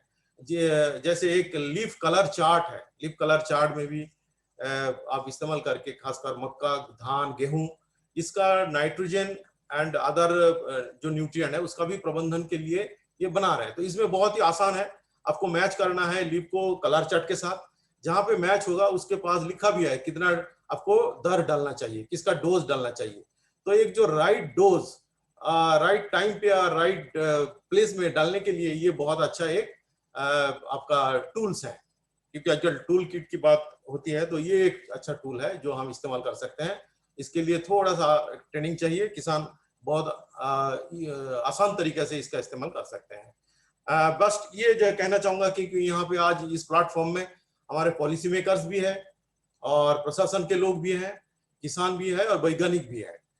तो ये देखिए कि 4 सूत्री परिवर्तन काल प्रबंधन, 4 सूत्री परिवर्तन काल प्रबंधन क्या है कि जब हम कोई सिद्धांत पे पहुंचते हैं, उस सिद्धांत के पीछे कुछ जो वहां के स्थानीय कारक है, वो स्थानीय कारक बहुत ही महत्वपूर्ण है। स्थानीय कारक हो सकता है जलवायु, हो सकता है नीति, हो सकता है उसका भूमि अवधि हो सकता है, उसकी तकनीकी हो सकता है, उसका जो अर्थनीति है और उसकी जो रसद है, उसका प्रबंधन है, ये सब चीज है उसमें। लेकिन जब हम ये सिद्धांत लेते हैं, उसके बाद हम किसान को बोलते हैं कि आप ये कीजिए, जब ट्रायल लगाते हैं, अब उसमें right source, right time, right place, इस चीज को आप ध्यान रखते हुए जब हम किसी सिद्धांत को देते हैं, उसके बाद भी ये है कि ये ग्रहण भी हो सकता है, वर्जन भी हो सकता है, ये स्वीकार भी हो सकता है, अस्वीकार भी हो सकता है। तो फिर वापस जाएगा क्यों ये स्वीकार हुआ है, अस्वीकार हुआ है। तो पॉलिसी मेकर्स को ये सोचने के लिए मजबूर करते हैं कि जो हम सिद्धांत पे आए थे, इस सिद्धांत पे क्या खामियां रह गया। ये एक विशियस साइकिल है, ये मैं कहना चाहूंगा कि तो इस प्रबंधन के लिए फिर इवैल्यूएशन होता है। तो फार्म लेवल से पॉलिसी लेवल तक लिंकिंग है, ये बहुत जरूरी है। अगर हम इस 4 सूत्र और 4 सूत्र प्लस के दौरान हम काम करेंगे तो हमारा वातावरण को, हमारा परिवेश को, हमारी खेती को हम बहुत अच्छा बना सकते हैं, उसको पैदावार भी बना सकते हैं, उसको टिकाऊ बना सकते हैं, और जो कहते हैं कि एनवायरनमेंट, सोशल एंड इकोनॉमिक्स, सब बेनिफिट हम ले सकते हैं और आने वाले पीढ़ियों के हम अच्छे ढंग से खेती को हैंडओवर करके जा सकते हैं। बहुत बहुत धन्यवाद।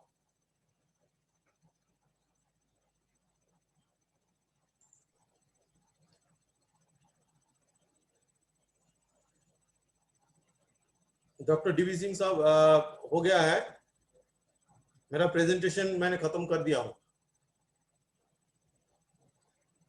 आयोजक हेलो, हाँ जी Mandal ji, thank you so much.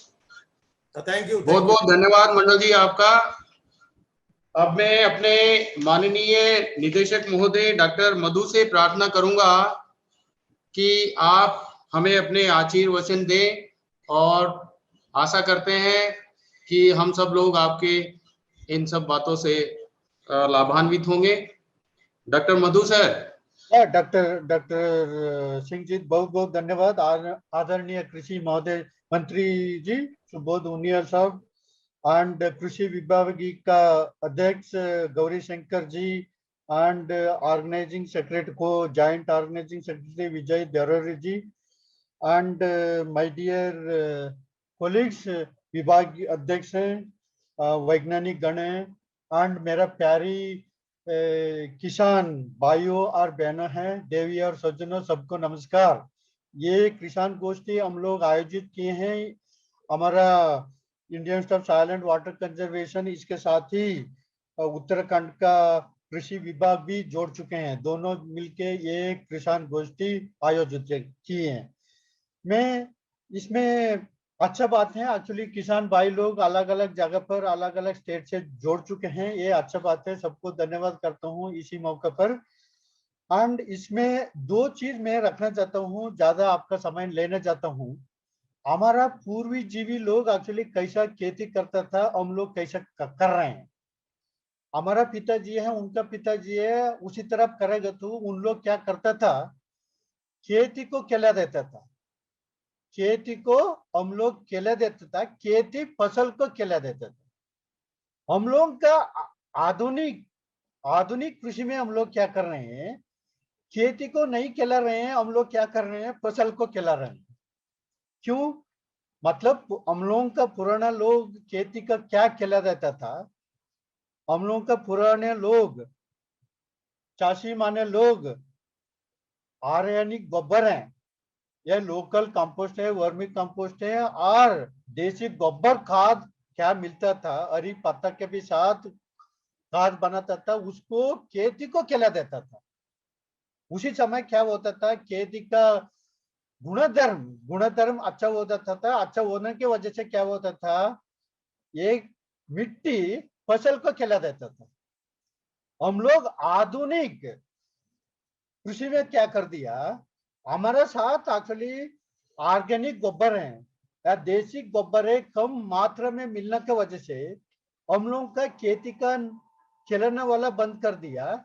हम लोग क्या कर दिया, फसल को खिलाने के लिए शुरू कर दिया। फसल को खिलाने के लिए हम लोग क्या करते हैं, अभी आजकल का हम लोग गोबर संभाल करने वाला कम हो गए, इसलिए खेती का खिलाने वाला भी बंद हो गए। हम लोग सिर्फ खिला रहे हैं रासायनिक गोबर तरफ, फसल का खिला रहे हैं। इसमें क्या होगा चाषी मान, हम लोग 1 एकड़ में लगभग हम लोग खर्चा करते हैं गोबर पर 2500 रुपए खर्च करते हैं सरासरी 1 एकड़ हम लोगों का रासायनिक गोबर पर।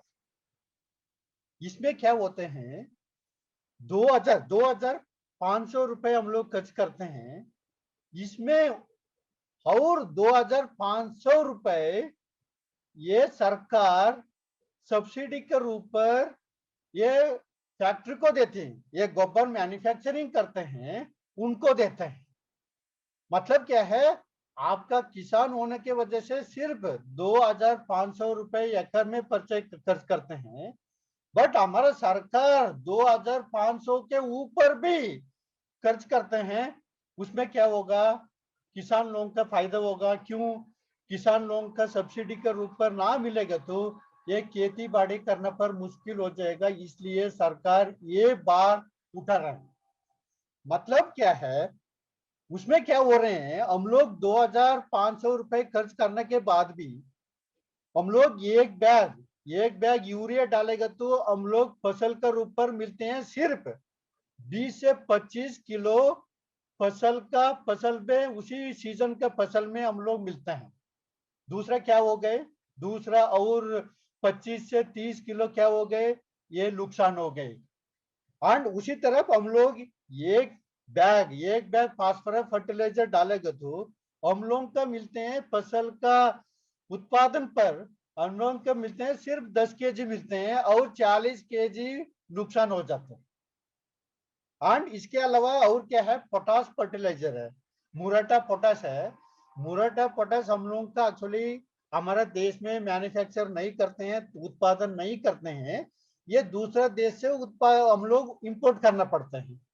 इसका क्या होगा, हम लोग एक बैग लगा देगा तो 50 केजी हम लोग लगा देगा तो उसमें उत्पादन के रूप पर हम लोग के मिलते हैं सरासरी लगभग 40 केजी मिलते हैं। मतलब क्या है, हमारा मिट्टी भी, हमारा फसल भी बहुत अच्छा वाला है। आप देख लीजिए, हमारा यूरिया फर्टिलाइजर है, फास्फेटिक फर्टिलाइजर है, हमारा देश के अंदर मैन्युफैक्चर करते हैं, इसलिए उसका नुकसान ज्यादा है। सोच के हमारे हैं, ये गोबर हमारे हैं, ये सोच के ये नुकसान भी ज्यादा है। आप पोटास का फर्टिलाइजर में आ जाएगा तो नुकसान कम होते हैं। क्यों? हमारे मिट्टी का भी पता है, हमारा किसान भाई का भी पता है, हमारा फसल का भी पता है। ये गोबर विदेश से ज्यादा तरफ पैसा देके इंपोर्ट करके किसानी को देते हैं, इसलिए हम लोग सोचने पड़ते हैं ये नुकसान होते हैं। ये गोबर कहाँ चले गए? महने ये गोबर कहाँ चले गए? ये मिट्टी के ऊपर, मिट्टी में एक्चुअली मिट्टी कटावत होती है। अभी बारिश हो रही है, उसमें पानी है, हमारे खेती से निकलते हैं, खेती में निकलने के बाद नाला में जाते हैं, और कोई तालाब में जाते हैं, कोई डैम में जाते हैं। ये गोबर भी ये पानी के साथ तालाब में चला जाएगा और अंतर जल में चला जाएगा और कोई डैम का पानी में चला जाएगा। ये जाने के बाद क्या होगा? जाने के बाद क्या होगा? ये पानी हम लोग पीते हैं, हम लोग तालाब में वो तो तालाब में पीते हैं, कुआं में वो तो कुआं का ये पानी पीते हैं, और कोई डैम हो तो उधर इलेक्ट्रिसिटी भी होते हैं और उसका भी पीने के भी पानी मिलते हैं। ये सारे हम लोग खेती करते हैं, खेती करने वाला गोबर होगा और कोई रासायनिक वस्तु होगा, सारे पानी में मिल जोड़ देते हैं। मिल जोड़ने की वजह से हम लोगों का स्वास्थ्य गड़बड़ हो जाते हैं। इसलिए हम लोगों का कहने का बात है, हम लोग कितना खर्च करके हम लोग गोबर परचेज करके डालते हैं। इसके अलावा भी सरकार रासायनिक गोबर का सब्सिडी देके फैक्ट्री मैन्युफैक्चर के उनका भी देते हैं, एंड विदेश से भी इंपोर्ट करके उसका भी पैसा भरते हैं। इसलिए हम लोग पौधा के लिए हम लोग कहलाते हैं। ये रासायनिक गोबर का तो बहुत उचित रूप पर, एक्चुअली अच्छा रूप पर, हमारा दोस्त भी बोला था, 4 राह की तरफ हम लोग उसको तो संभालने करना पड़ेगा। हमारा 50 साल से क्या हो गए, हम लोग पैदावार एक्चुअली हम लोग सिर्फ कितना बढ़े हैं? 4 गुना बढ़े हैं पैदावार, हम लोग 4 गुना बढ़े हैं।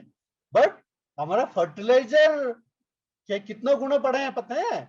25 से 3 गुना बढ़ा है। हमारा पैदावार सिर्फ 4 गुना है, बट उसका फर्टिलाइजर कंजम्पशन है लगभग 25 से 30 गुना बड़ा है। इसके अलावा हमारा दोस्त भी मेंशन किया था, इफ्को नैनो फर्टिलाइजर किया था। नैनो फर्टिलाइजर में क्या है, 1 बैग यूरिया करते हैं, उसका चाहिए आपका सिर्फ आधा लीटर है। 1 बैग यूरिया का ये नैनो फर्टिलाइजर का तरफ कितने हैं? आधा लीटर में चला गया। आधा लीटर में क्या कितना कीमत है? आधा लीटर का कीमत है 240 रुपए। इसमें क्या होता था, आप 50 किलो यूरिया संभाल करता था, 50 किलो यूरिया संभाल करने की जरूरत नहीं है। आधा लीटर ये नैनो फर्टिलाइजर है, इट इज इक्वलेंट टू 25, आप 25 केजी इक्वलेंट में हो जाएगा। मतलब उधर में भी आपका खर्चा बच जाएगा, एंड इसी तरह अनेक लॉसेस होता था, उसका भी कम हो जाएगा। इसलिए मैं सभी किसान भाई से भी, हमारा विभाग, कृषि विभाग उत्तराखंड से भी, और अनेक जिला का और स्टेट का कृषि विभाग का किसान का भी मैं अनुरोध है। हम लोग क्या करते हैं, हम लोग हमारा पूर्ण लोग खेती का केला देता था, हम लोग क्या कर रहे हैं, पौधा का केला रहे हैं। इसलिए हमारा आधुनिक किसान में हम लोग क्या करेंगे, दोनों का खिलाएंगे, मिट्टी का भी खिला देंगे, हम लोग पौधा का भी खिला देंगे।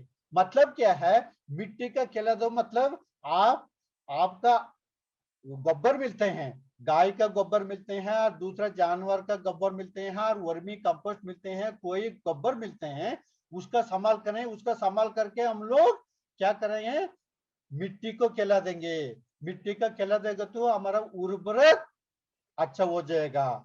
एंड हम लोग दूसरा क्या कर रहे हैं, हमारा नवा किसान एक्चुअली नवा खेती बाड़ी में क्या करते हैं, हम लोग पौधा का भी खिलाना पड़ेगा।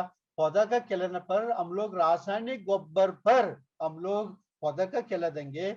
उसका खिलाने के लिए भी हमारा 2-3 दोस्त लोग इसके बारे में अच्छा तरह आप लोग का परिचय दिए। इसलिए सब इसी मौके पर मैं बोलना चाहता हूँ, हम लोग सिर्फ पौधे के लिए ना खिला दे, हम लोग खेती का भी खिला दे और पौधा को भी खिला दे। इस सबसे मैं धन्यवाद करता हूँ, अनुसार करता हूँ। हम लोग आगे आधुनिक कृषि पर हम लोग दोनों जोड़ेंगे। हम लोग गोबर का भी इस्तेमाल करेंगे, हम लोग रासायनिक गोबर का भी इस्तेमाल करके हमारे मिट्टी का भी संरक्षण करेंगे, हमारा पैदावार का भी बढ़ाने के लिए कोशिश करेंगे। बहुत बहुत धन्यवाद सबको। Thank you. Thank you very much sir, thank you very much आपके इस बहुत अच्छे वाइब्रेंट लेक्चर के लिए। हम सब लोग इससे लाभान्वित हुए हैं एंड मैं आशा करता हूं कि हमारे साथीगण और किसान भाई भी कई सारे मुद्दों को इसमें देख पाए होंगे। तो आपका सर बहुत बहुत धन्यवाद। अब मैं अपने माननीय कृषि मंत्री जी से अनुरोध करता हूं, माननीय कृषि मंत्री जी श्री सुबोध उनियाल जी से अनुरोध करता हूं कि आप हमें अपने महत्वपूर्ण जो आपका अनुभव है उससे हमें सबको लाभान्वित करें। माननीय मुख्य कृषि मंत्री सर। धन्यवाद डॉक्टर डीवी सिंह साहब। मैं सबसे पहले किसान भाइयों को प्रणाम करता हूं जो अन्नदाता हैं, और उसके बाद आई salute your Institute of Soil and Water Conservation for your contribution in the field of agriculture. इस अवसर पर आपके डायरेक्टर डॉक्टर एम मधु साहब, गोपाल जी, डॉक्टर हर्ष मेहता जी, हमारे कृषि निदेशक गौरी शंकर जी और सभी किसान भाइयों, जो institute of soil and water conservation का के द्वारा ये सेमिनार किया गया कि किस तरह से आपके अंदर जागरूकता है, संतुलित आप उर्वरक का उपयोग करें, इसके लिए मैं धन्यवाद भी देता हूं आपके इंस्टीट्यूट को। आज अभी जो डॉक्टर मंडल ने चीजें कही थी 4R के बारे में, right source, right rate, right time और राइट प्लेस, इसको बहुत महत्वपूर्ण ये कंसेप्ट है और निश्चित रूप से इसकी बहुत बड़ी आवश्यकता आज है कि किस समय कैसे किस तरह से किस जगह पर हम इस चीज का उपयोग करें। इसी उद्देश्य को लेकर के भारत सरकार ने, ताकि कुपोषण खत्म हो, पोषक तत्व पैदा हो, और जो देश के अंदर कुपोषण है जिससे काफी बच्चे कुपोषण के शिकार होते हैं, क्योंकि उसका कारण सीधा सीधा ये है कि पौष्टिक तत्व उनको नहीं मिल पा रहा है, पौष्टिक कारण नहीं। ऐसे भारत सरकार ने जो सॉइल हेल्थ कार्ड की एक योजना शुरू की थी, जो हमारे राज्य में 2015-16 में शुरुआत हुई थी, और उसके बाद इसके 2 साइकिल थे, 15-16, 16-17 का एक साइकिल था और 17-18 का दूसरा, जिसके तहत हमारे राज्य को ये सबसे बड़ी उपलब्धि ये थी कि हमारे यहाँ जितने 8,82,000 फार्मर्स थे, सभी को ये सॉइल हेल्थ कार्ड उनको उपलब्ध करा दिए गए थे, और उसका फायदा बहुत स्पष्ट देखने को मिला। उसके बाद भी एक राउंड इनका चला था, एक नई जो पायलट योजना चली थी 2020 में, जिसमें हर ब्लॉक के एक गांव में उनके सारे जोतों के सॉइल सैंपल्स लेने के बाद उनको 13,645 किसान हैं उनको सॉइल हेल्थ कार्ड दिए गए थे। उसका कुल में जो फायदा ये मिला कि हमारे राज्य में आपने देखा कि जो 16-17 में यूरिया का कंजम्पशन 4,33,000 मैट्रिक टन था, और वो घट करके 3,16 लाख मैट्रिक टन पे आ गया, यानी कि करीबन 1.17 लाख मैट्रिक टन यूरिया की सेविंग हुई, जिसकी कीमत करीबन 212 करोड़ रुपए, जिसमें 210 करोड़ के आसपास हम सब्सिडी देते तो उसकी सेविंग हुई। और कहीं ना कहीं इसका फायदा उत्पादकता बढ़ने में मिला। जब जिस तरह अभी मैंने आपने कहा कि right source, right rate, right time, right place, ये आज किसान को समझाने की सबसे बड़ी आवश्यकता है।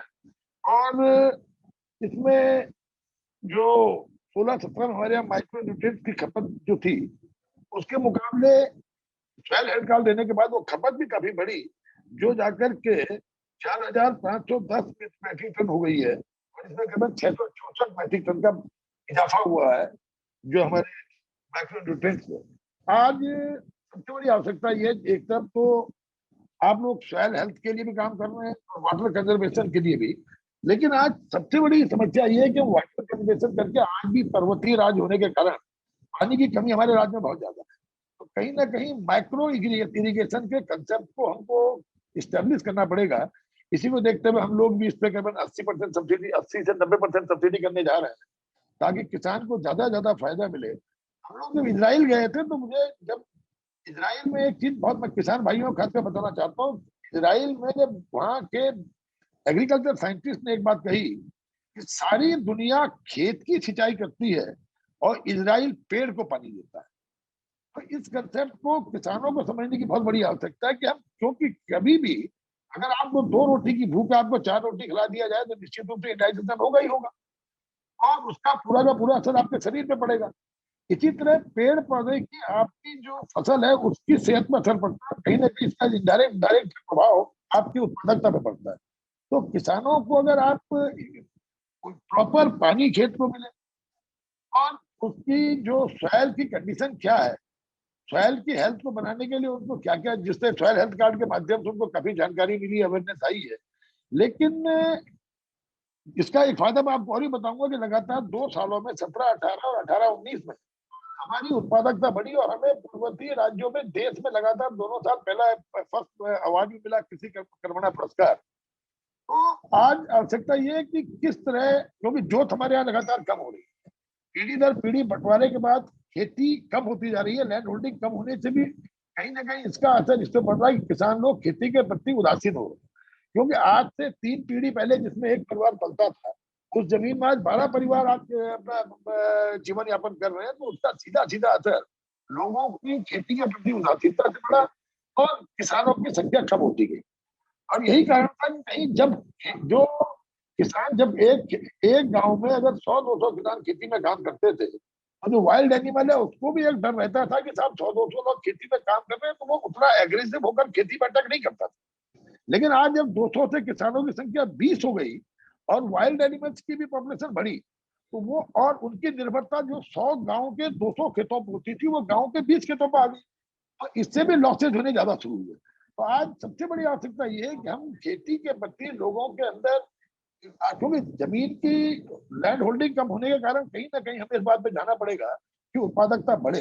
और दुर्भाग्य से हमारे राज्य में एक सबसे बड़ी जो पर्वतीय क्षेत्र, पूरे देश के पर्वतीय राज्यों में एक समस्या है कि जो हमारे परंपरागत बीज, जो हमारे ट्रेडिशनल सीड्स हैं, उन पर अभी हाई यील्ड के वैरायटीज अभी तक नहीं आ पाई है, जिससे कहीं ना कहीं किसानों को इसका नुकसान होता है। तो बहुत बड़ी आवश्यकता यह है कि किसी वैज्ञानिकों को पर्वतीय क्लाइमेटिकल कंडीशंस के हिसाब से ज्यादा उत्पादकता वाले बीज पर काम करने की आवश्यकता है, क्योंकि आपने कई किस्म के तमाम नए सीड्स आपने दिए हैं, चाहे पंतनगर विश्वविद्यालय हो या दुनिया के तमाम और संस्थान हो, ICAR हो, लेकिन पर्वतीय बीजों पर अभी तक इस तरह का कोई काम नहीं किया गया, जो आज सबसे बड़ी आवश्यकता है कि पर्वतीय राज्यों में, क्योंकि इसका सबसे बड़ा खतरा ये है कि पर्वतीय राज्य जितने हमारे देश में है वो सारे के सारे देश के बॉर्डर है, देश की सीमाएं हैं, और अगर देश की सीमाओं पे माइग्रेशन नहीं रुकेगा तो इसका सीधा असर देश की सुरक्षा पर पड़ेगा।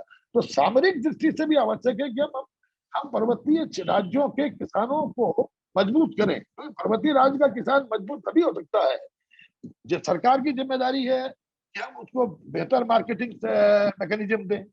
सरकार की जिम्मेदारी है कि हम उसको ज्यादा से ज्यादा जितना आपके जो इनपुट्स हैं उन पे उनको सब्सिडीज बढ़ा करके उन तक दें। प्रधानमंत्री जी का भी फोकस यही है, इसीलिए उन्होंने, हमने देखा कि किसान सम्मान निधि के माध्यम से देश के अंदर जितने किसान हैं सबको साल में 3 किस्तों के माध्यम से, ताकि इनपुट के लिए उस छोटे किसान को किसी के आगे हाथ न फैलाना पड़े। तो भारत सरकार पूरी तरह से, और जिसने भाई किसान भाइयों को भ्रमित करने का काम किया गया किसान खासकर कॉन्ट्रैक्ट फार्मिंग को लेकर, उसके बारे में भी बताना चाहूंगा आपके माध्यम से। किसानों को देखिए, कॉन्ट्रैक्ट फार्मिंग की मेरिट्स और डिमेरिट्स, यानी कॉन्ट्रैक्ट फार्मिंग अच्छी है या खराब है, मैं इस पर नहीं जाना चाहता क्योंकि बहुत लंबी डिबेट हो जाएगी, लेकिन ये स्पष्ट है कि कॉन्ट्रैक्ट फार्मिंग कंपल्सन नहीं है। और जब कोई चीज कंपल्सन नहीं होती तो उसको लेकर के बवाले करने का मतलब कहीं ना कहीं राजनीतिक कारण है जिससे विरोध किया जा रहा है। अगर कॉन्ट्रैक्ट फार्मिंग को कंपल्सन कर दिया जाता तब आप मेरिट और डिमेरिट पर डिबेट कर सकते हैं। लेकिन जब कॉन्ट्रैक्ट फार्मिंग कंपल्सन ही नहीं है, अगर किसान को अच्छा नहीं लगता तो किसान नहीं करे कॉन्ट्रैक्ट फार्मिंग, अच्छा लगता तो कर ले कॉन्ट्रैक्ट फार्मिंग। ऐसी स्थिति में किसानों को भ्रमित करके कहीं ना कहीं उनका नुकसान पहुंचाने का प्रयास किया गया। तो आज सबसे बड़ी आवश्यकता है वन नेशन वन मार्केट। इसका फायदा भी सीधे सीधे किसान को है कि अगर आप देखिए हमारे राज्य में अगर उसको अच्छा दाम नहीं मिल रहा है और महाराष्ट्र में उसको अच्छा दाम मिलने का अगर उसको संभावना है तो हम लोग। तीसरा ई नेशनल एग्रीकल्चर मार्केटिंग ई-नैम जो एक पोर्टल था, उसके माध्यम से वो ई ट्रेडिंग कर सकता है। तो तमाम तरह की सुविधाएं किसान को सरकार ने देने का काम किया। लेकिन उत्पादकता बढ़ाने के लिए किस तरह से उसकी उत्पादकता बढ़े, इस पे देश के वैज्ञानिकों को काम करने की आवश्यकता है, क्योंकि आप सब लोग साइंटिस्ट हैं। आज कहीं ना कहीं पर्वतीय जो भौगोलिक परिस्थितियां हैं उसको देखते हुए आज आप लोगों को काम करने की आवश्यकता है। पानी की बहुत शॉर्टेज, आप जानते हैं कि 92% हमारे यहाँ जो खेती है वो रेनफेड वर्षा आधारित है। तो किस तरह पानी की आवश्यकता को पूरा किया जा सके, किस तरह माइक्रो इरिगेशन के कंसेप्ट को आम किसान तक पहुंचाया जा सके। तो मैंने आपसे कहा कि हम 80% सब्सिडी दे रहे हैं, लेकिन किसान को ये समझाना कि ये उसके लिए बेहतर है, ये काम वैज्ञानिकों का काम है कि आप किस तरह किसान को समझाएं कि वो माइक्रो इरिगेशन के कंसेप्ट की तरफ जाए और कम पानी में उसकी जो आवश्यकता है, और ये केवल कम पानी नहीं होगा, ये पेड़ों की सेहत के लिए भी अच्छा होगा कि पेड़ को जितना, फसल को जितना पानी चाहिए उतना उसको मिलेगा। और जैसे भी आपने कहा था, डॉक्टर गोपाल जी कह रहे थे, कौन कह रहा था कि नहीं, जिन्होंने कहा था कि सिंचाई करने के बाद वो, मधु जी कह रहे थे कि वो आपका पानी किस तरह जमीन के अंदर चला जाता है और फिर वो हमारे वाटर सोर्सेज, जो ड्रिंकिंग वाटर सोर्सेज है, उसके माध्यम से आम आदमी को पानी जा रहा हो, जिससे कहीं ना कहीं उसके शरीर को भी नुकसान हो रहा है। तो मैं समझता हूँ इस पर भी काफी फायदा मिलेगा, पानी की वेस्टेज कम हो जाएगी। तो आज ये कहीं ना कहीं कोरिलेटेड है आम आदमी की सेहत से भी, कोरिलेटेड है किसान की उत्पादकता को बढ़ाने से भी, और सबसे बड़ी चीज है सर्वाइवल ऑफ द फार्मर। अगर किसान का सर्वाइवल करना है तो मैं समझता हूँ उसको लेटेस्ट टेक्नोलॉजी के हिसाब से, आप देखिए हम लोग सरकार जो कर सकती थी, हमने इस राज्य में जब हमारे लोगों की सरकार बनी तो एक भी फार्मर्स मशीन बैंक नहीं था, और हमारा एक सोच थी इस राज्य की हर न्याय पंचायत तक अगर हमने फार्मर्स न्याय मशीन बैंक पहुंचा दिया तो कहीं ना कहीं किसान को फायदा मिलेगा, क्योंकि नई टेक्नोलॉजी के मैकेनाइजेशन से उत्पादकता बढ़ाने में वो भी बड़ा सहायक साबित होता है। तो हम लोगों ने काम किया, और मुझे खुशी है कि 670 न्याय पंचायतों में फार्मर्स मशीन बैंक स्थापित करने के उद्देश्य से जो हमने यात्रा शुरू की थी, आज हम 1556 फार्मर्स बैंक के साथ यहाँ पे इस राज्य में किसान को जो मैकेनाइजेशन है, कृषिकरण है, जो कृषि यंत्रीकरण, उसके माध्यम से, इसके साथ साथ जो हमने कस्टम हायर सेंटर बनाए हैं, हम 80% सब्सिडी पे उसको तमाम तरह के इक्विपमेंट उपलब्ध करा रहे हैं। तो ये सरकार अपनी जिम्मेदारी कर रही है, लेकिन मैंने कहा वैज्ञानिकों को अपनी जिम्मेदारी का कहीं ना कहीं ये पर्वतीय राज्यों की परिस्थिति के हिसाब से काम करने की आवश्यकता है, ताकि हाई हील्ड वैरायटी के सीड जो परंपरागत ट्रेडिशनल हमारी है, जैसे आज पूरी दुनिया में, जहां तक पौष्टिक तत्वों की बात की, पूरी दुनिया में आज मिलिट्स की बहुत बड़ी डिमांड है, और हमारे मिलिट्स जो है वो हमारे परंपरागत फसल है, उनके सीड्स भी परंपरागत चले आ रहे हैं, जिसको स्वयं किसान ही पैदा करता है। तो ऐसी स्थिति में हाई प्रोडक्टिविटी के सीड्स कैसे इनको मिले, किस तरह कम पानी में इनकी उत्पादकता बढ़ाई जा सकती है, जिससे सॉइल हेल्थ कार्ड के माध्यम से आप लोगों के प्रयासों से आज किसान के अंदर जागरूकता आई है, वो प्रॉपर ढंग से जो फर्टिलाइजर, चाहे वो केमिकल फर्टिलाइजर है या वो आपका हमारे जैविक खाद है, उसका उपयोग कर रहा है। और इसका फायदा मैंने आपको बताया, राज्य में हमने करीबन 210 करोड़ की जो सब्सिडी किसान को जाती थी उसकी बचत हुई है, और कम से जिस तरह से 3.16 लाख नहीं 1.17 लाख मैट्रिक टन यूरिया की हमारे यहाँ खपत की बचत हुई।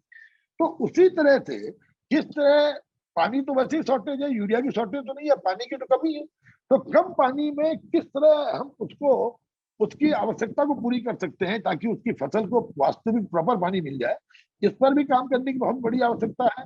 सरकार हर तरह से, मैंने आपसे कहा कि सरकार की जिम्मेदारी होती है कि उस किसान को, आर्थिक तौर पर कमजोर किसान होता है, उसको मजबूती दें। तो हम सब्सिडी 80% कर रहे हैं, उसमें उसके बाद किस तरह उसको उस कंसेप्ट से जोड़ा जाए, जैसे अभी 4R का कंसेप्ट आपने दिया डॉक्टर मंडल ने, ये चीजें किसानों के बीच में एस्टेब्लिश करने की आवश्यकता है, ताकि हमारा किसान ज्यादा से ज्यादा जागरूकता के साथ, कम जो आपने कहा कि राइट रेट, उसी तरह से पानी का भी राइट रेट हो और उस पानी के राइट रेट के माध्यम से कम पानी में वो अपनी आवश्यकता पूरी कर सके। मार्केटिंग का मैकेनिज्म हमारी जिम्मेदारी है। सरकार इस पे लगातार, मैंने आपसे कहा कि हम तो पूरा देश का पहला राज्य है जिन्होंने मिलेट्स उत्पाद को मंडी परिषद में एक कॉर्पोरेट फंड बना करके मंडी परिषद के माध्यम से सीधे सीधे किसान से खरीदना शुरू किया, जिससे जो शोषण किसान का बिचौलिया करते थे तो मिडिल मैन को गायब करने का काम किया। अब हम इस समय 6400 जैविक खेती के 6400 समूहों पर काम कर रहे हैं और 6400 समूह के किसानों को उनका उत्पाद कैसे बिना बिचौलिए के मार्केट में चल जाए, इसके लिए हमने अपने राज्य में, पूरे देश में एक अनोखा अभिनव प्रयास किया है, जिसमें हम लोग रिटेल आउटलेट्स बना रहे हैं और इन्हीं समूहों को उन आउटलेट्स को सौंप देंगे, जिससे ये समूह अपने उत्पाद को सीधे सीधे उसकी मार्केटिंग कर सके और मिडिल मैन गायब हो जाए और कंज्यूमर को भी सस्ता मिलेगा और किसान को भी उसके उत्पाद का उचित मूल्य मिलेगा। इस पर हम लोगों ने निर्णय लिया और बहुत जल्दी हम रिटेल आउटलेट्स का निर्माण करने जा रहे हैं। तो इसी के साथ साथ हम, क्योंकि ये राज्य पर्वतीय राज्य में हॉर्टिकल्चर सेक्टर में बहुत बड़ा पोटेंशियल है, तो बागवानी उत्पादों को किस तरह मजबूती दी जाए, इसके लिए अब हम लोगों ने, क्योंकि मार्केटिंग सबसे बड़ा हर्डल है। हमने, जिसमें हमारे यहाँ का सेब था, बड़ा अच्छा उत्पादन था, लेकिन हमारे यहाँ का राज्य का सेब कभी भी दूसरे राज्यों में उत्तराखंड के सेब के नाम से नहीं पहुंच पाता था। कारण, उसके कई कारण थे। उसका सबसे बड़ा कारण था कि जो कोरिगेटेड बॉक्सेज हम किसान को देते थे उनके नंबर बहुत कम थे, डिस्ट्रिक्ट सेक्टर में दिए जाते थे, क्वालिटी बहुत खराब होती थी। आज हम 4 लाख कोरिगेटेड बॉक्सेज अपने फार्मर्स को दे रहे हैं। झाला में हमने सीए स्टोर प्रारंभ कर दिया, आराकोट का सीए स्टोर का निर्माण होने जा रहा है और इससे फायदा ये मिला कि हमारी पेटी जो बॉक्सेज की क्वालिटी थी, विगत वर्ष हमारे बॉक्सेज में हिमाचल का सेब भी मार्केट में उत्तराखंड एप्पल के नाम से गया, तो कहीं ना कहीं उत्तराखंड के सेब को मान्यता मिलने का काम हुआ। हम अपने हॉर्टिकल्चर मार्केटिंग बोर्ड को अब स्ट्रेंथन करने जा रहे हैं, जिसके माध्यम से हमने उसमें एक ईओआई भी जारी किया कि ज्वाइंट वेंचर के माध्यम से ज्यादा से ज्यादा किसान के उत्पाद के जो उसका रॉ मटेरियल को यहीं पर उसको एक ऐसा मैकेनिज्म बने कि उसका एक्सप्लॉयटेशन रुके। हम सरकार उस पर एमएसपी घोषित करें और एमएसपी घोषित करने के बाद उसका उत्पाद बिके और उसके बाद उसकी वैल्यू एडिशन करने के लिए हम प्रोसेसिंग सेक्टर में बहुत तेजी से काम कर रहे हैं। 1591 प्रोसेसिंग यूनिट हमें भारत सरकार ने अलॉट भी की है, जिसमें 35% सब्सिडी है और उसमें 25% सब्सिडी, जिसमें 7 लाख की कैपिंग के साथ हम भी करने राज्य के सेक्टर में देने का प्रयास कर रहे हैं, तो ताकि ज्यादा से ज्यादा नौजवान प्रोसेसिंग यूनिट सेक्टर से जुड़ के एक प्रोसेसिंग प्लांट यहाँ पे लगाएगा, तो हमारे यहाँ का जो वेस्टेज है रॉ मटेरियल की, खासकर जो सी कैटेगरी का, चाहे वो सेब हो, चाहे वो आड़ू हो, चाहे वो किसी तरह का फल हो या टमाटर जिससे टूट जाते हैं, किसी काम नहीं आते, तो प्रोसेसिंग यूनिट लगाने के बाद इन लॉसेज को भी किस तरह से वैल्यू एडिशन करके किसान की इनकम को बढ़ाया जा सके, उस पर हमारी सरकार लगातार काम कर रही है। लेकिन मैंने आपने कहा कि आज आवश्यकता इस बात की है कि हम किसान को किस तरह, जो सबसे बड़ी, मैंने आपसे कहा कि 92% खेती वर्षा आधारित, बारिश नहीं आई तो किसान सूखा पड़ना निश्चित रूप से। तो ऐसी स्थिति में माइक्रो इरिगेशन के कंसेप्ट को किस तरह मजबूत किया जाए और उत्पादकता बढ़ाने के लिए हिलीज वैरायटीज के नई जो वैरायटी लाने का काम किया जाए, वैज्ञानिकों को जो करना है ताकि वो हाई प्रोडक्टिविटी वाली वैरायटीज हम किसान को उपलब्ध करा सके, ताकि उसकी उत्पादकता बढ़ने से उनकी इनकम बढ़े। तो सरकार लगातार काम कर रही है और हमारा निश्चित रूप से ये मानना है कि राज्य में पिछले 4 वर्षों में हमने, सरकार ने किसानों को एक संदेश देने में सफलता मिली कि सरकार किसानों के साथ दोस्ताना है। हमने, आप देखिए, मंडी टैक्स पूरी तरह खत्म हो गया है। हमने विगत वर्षों में किसान को देने वाले बीज पे 75% सब्सिडी देने का काम किया। तो हर चीज में सब्सिडी को तकरीबन हम लोगों ने जितनी सब्सिडी पहले मिलती थी उससे काफी बेहतर करने का काम किया। तो सरकार किसानों के प्रति पूरी संवेदनशीलता के साथ काम करते हुए उनको ज्यादा से ज्यादा इनपुट के सेक्टर में मदद करना चाहती है। मार्केटिंग के सेक्टर में हमने बहुत अच्छा मैकेनिज्म बनाया है कि किसान का शोषण रुके। उसको जो इंफ्रास्ट्रक्चर फैसिलिटीज हैं, जितना सरकार के पास संसाधन थे वो देने का काम किया। लेकिन साथ ही साथ जिस आदरणीय प्रधानमंत्री जी ने कोविड के बाद 1 लाख करोड़ का एग्रीकल्चर इंफ्रास्ट्रक्चर फंड लॉन्च किया, उसके भी आज आवश्यकता है कि देखिए, किसान को एक काम करने की, आज किसानों को एंटरप्रेन्योर बनना होगा। किसानों के समूह के रूप में जो एफपीओ का कंसेप्ट है, फार्मर्स प्रोड्यूसर्स ऑर्गेनाइजेशन, उस कंसेप्ट में किसानों को एफपीओ बना करके स्वयं ही अपने भाग्य का निर्णायक बनना पड़ेगा। अगर वही उत्पादक है, रॉ मटेरियल की उपलब्धता उसके पास है, 50 किसानों ने मिलकर एक प्रोसेसिंग यूनिट लगा दी, 50 किसानों ने मिलकर के आप मिलकर के अगर काम करेंगे तो मैं समझता हूँ इससे सबको मिला के बड़ा फायदा मिलेगा। इसी इंटीग्रेटेड एग्रीकल्चर के कंसेप्ट में हमने IMA विलेज नाम की एक योजना इस राज्य में लॉन्च की, इंटीग्रेटेड मॉडल एग्रीकल्चर विलेज, जिसमें हमारा ये तो भी आदरणीय प्रधानमंत्री का कहना है कि doubling the income of the farmer, किसान की आय को दुगना करना। किसान की आय केवल एक एग्रीकल्चर सेक्टर से दुगनी नहीं हो सकती, कहीं ना कहीं उसे अलाइड सेक्टर के साथ इंटीग्रेट करना पड़ेगा ताकि इंटीग्रेटेड एग्रीकल्चर के कंसेप्ट में उसकी आय बढ़े। इसी कंसेप्ट को लेकर हमने एक IMA विलेज योजना बनाई, जिसमें हमने उसको एग्रीकल्चर सेक्टर के लिए 10 लाख का इनपुट उस समूह को दिया और अलाइड सेक्टर के लिए हम 15 लाख रुपए का रिवॉल्विंग फंड दे रहे हैं, जिसमें वो अलाइड सेक्टर में अपने 10% भागीदारी के साथ, यानी 100 किसानों का समूह में आप ये लगाइए कि 10% का मतलब हो गया कि हर किसान को 1,500 रुपए देना और 1,500 रुपए देकर के वो 16.5 लाख के बिजनेस का पार्टनर बन जाए। और उधर एग्रीकल्चर सेक्टर है, उसको हम फार्मर्स मशीन बैंक दे रहे हैं, उसको हम 100% facilities, 100% drip irrigation facilities, collection centre, इससे लेस करके ये एक हर ब्लॉक में एक गांव का हमने भी चेंज केस में किया है। और इस कंसेप्ट को पूरे राज्य में स्टेब्लिश करने का हम लोग प्रयास करेंगे कि धीरे धीरे हमारे राज्य में हर न्याय पंचायत में एक मॉडल बेस हो जाए और उसके बाद वो कंसेप्ट किसानों की समझ में आए ताकि किसान समृद्ध होगा, क्योंकि देश का किसान जब तक समृद्ध नहीं होगा तब तक देश समृद्ध नहीं हो सकता। तो इस पर हमारी सरकार लगातार काम कर रही है। हम मुझे विश्वास है कि आप सबके सहयोग से, क्योंकि सबसे बड़ी आवश्यकता है सॉइल की हेल्थ, जिस तरह से बेहिसाब यूरिया का प्रयोग किया, कहीं ना कहीं सॉइल का जो शरीर है वो कहीं ना कहीं इससे विकृत हुआ है। तो उस विकृति को रोकने के लिए आपके सहयोग के जो आप जिस भावना से आप काम कर रहे हैं, मैंने आपको पहले भी कहा था कि आई सैल्यूट योर इंस्टीट्यूट, तो उन तमाम चीजों को सॉइल के साथ साथ, सॉइल की हेल्थ के साथ साथ हमको जो वाटर की, जो हमारी पानी की आवश्यकता है, उसको हम किससे माइक्रो इरिगेशन कंसेप्ट से पूरी कर पाए, उसको एग्रीकल्चर इंफ्रास्ट्रक्चर की सुविधा किस तरह मिले और लास्ट में उसकी मार्केटिंग कैसे हो। इन सब चीजों में 3 चीजें ऊपर तो सरकार की जिम्मेदारी, लेकिन बाकी चीजें जो कृषि वैज्ञानिक हमारे हैं, चाहे वो किस फील्ड के हों, चाहे वो सॉइल इंजीनियर्स हों, चाहे वो वाटर कंजर्वेशन के एक्सपर्ट्स हों, चाहे वो बीज को लेकर के नई नई वैरायटी बनाने का काम कर रहे हैं, उनको बहुत ज्यादा संवेदनशीलता से काम करने की आवश्यकता है। और निसंदेह अगर हम सब लोग मिलकर काम करेंगे तो एक भारत का किसान समृद्ध होगा, और जब भारत का किसान समृद्ध होगा तो निश्चित रूप से हमारा देश समृद्ध होगा और हम दुनिया के अग्रिम पंक्ति के देशों में बड़े सम्मान के साथ खड़े होने में हम लोगों को कामयाबी मिलेगी। मैं आप सबका बहुत बहुत धन्यवाद देता हूँ कि आपने इस सेमिनार का आयोजन किया, किसान भाइयों को इस तरह से जागरूक करके उनकी उत्पादकता बढ़ाई जाए, इसके लिए आप लोग काम कर रहे हैं और इसी को उद्देश्य से लेकर आपने ये किया। आपका बहुत बहुत धन्यवाद सर, बहुत बहुत धन्यवाद। मैं अपनी तरफ से, अपने संस्थान की तरफ से, सभी पार्टिसिपेंट्स की तरफ से आपका बहुत बहुत धन्यवाद करता हूं। और सर, ये हम सबके लिए एक बहुत ही आश्चर्यजनक होता है, जितनी बार भी हम आपको सुनते हैं उसमें कुछ ना कुछ नया सुनने को मिलता है। तो ये हम सबके लिए बहुत ही प्रेरणादायक था और हम आगे भी चाहेंगे। मेरी तो खासकर से आपसे प्रार्थना है कि आप जो उत्तराखंड में ICAR के संस्थान है, 4 संस्थान है यहाँ पे उत्तराखंड में, आपका बहुत अच्छा कृषि डिपार्टमेंट है, कृषि का विभाग है, बहुत ही आपके वाइब्रेंट डायरेक्टर हैं और एनर्जेटिक ऑफिसर्स हैं डिस्ट्रिक्ट्स में।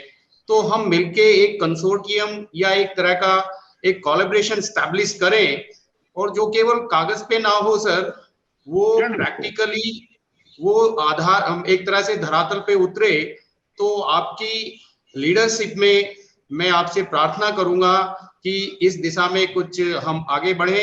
जिन मुद्दों को आपने उठाया है उन मुद्दों पे हम एक साइंटिफिक सोच के साथ, वैज्ञानिक सोच के साथ, जैसा आप बार बार कह रहे हैं, और हमारे जो ऑफिसर्स फील्ड में काम करने वाले हैं उनके साथ मिलके हम एक ऐसी अप्रोच का एक तरह से बनाएं अपने स्टेट के लिए, अपने स्टेट के फायदे के लिए, और बाकी स्टेट के लिए भी, बाकी स्टेट भी उसका एक तरह से एग्जाम्पल के तौर पे उसको एक तरह से अनुग्रहित करें।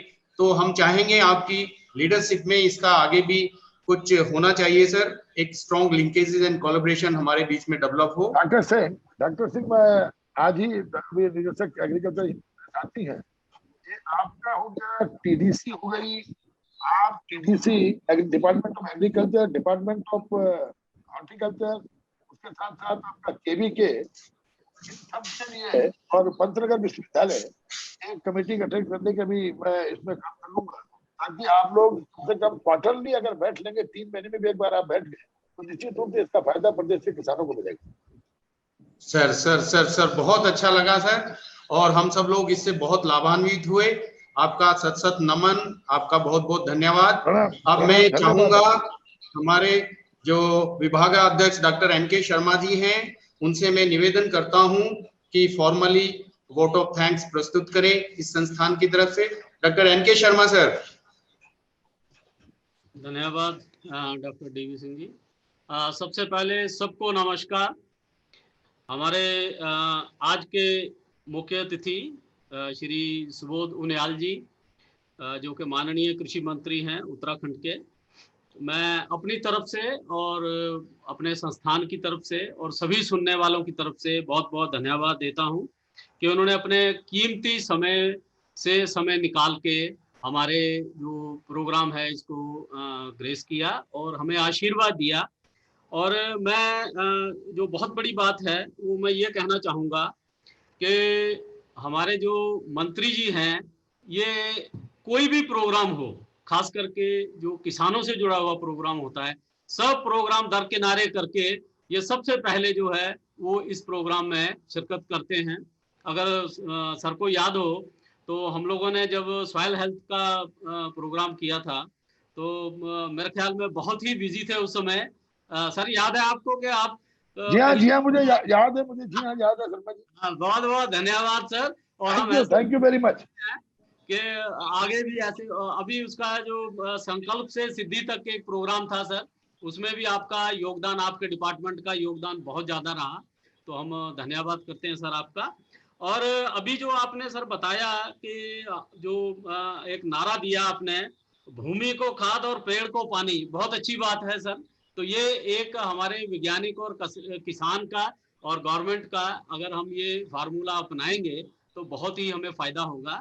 जैसे आपने बताया 212 करोड़ का आपने फायदा किया है, तो ये सारी चीजें छोटी छोटी चीजें हैं। अगर जैसे सॉइल हेल्थ कार्ड है हमारा, उसको अगर हम लेके चलते हैं, एक हम लोगों ने लीफ कलर चार्ट है एक उसको बनाया है, तो अननेसेसरली जब हम खाद डालते हैं तो उसमें हमारा पानी भी दूषित होता है, सॉइल भी दूषित होती है और किसान को नुकसान भी होता है।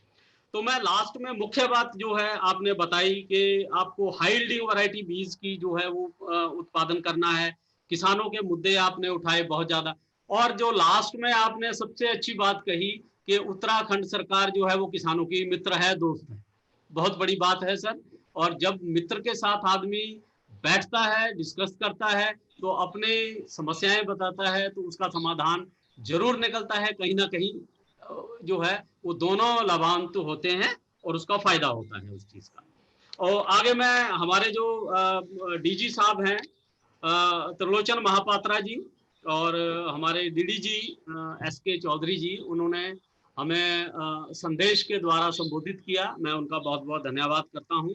गौरी शंकर जी जो हमारे डायरेक्टर एग्रीकल्चर हैं, जो हमारे मंत्री जी के निगरानी में काम कर रहे हैं, तो वो बहुत ही अच्छा जो स्टेट का एग्रीकल्चर डिपार्टमेंट है उसको देख रहे हैं, तो उन्होंने भी हमारा बहुत सहयोग किया। और साथ में हमारे जो डायरेक्टर हैं डायरेक्टर एम मधु, तो ये मेरे ख्याल 4-5 दिन से हम लोग इस चीज में लगे हुए हैं, तो इनको हर चीज जो इन्होंने हमारा गाइडेंस दी, हमें जो मार्गदर्शन किया, हम उसका धन्यवाद करते हैं। हमारे विजय देवरानी जी, ये हमेशा हमारे साथ रहते हैं, जैसे ही कोई हम प्रोग्राम करते हैं तो ये तुरंत आगे आते हैं, तो हम चाहेंगे कि ये आगे भी हमारे साथ जुड़े रहें।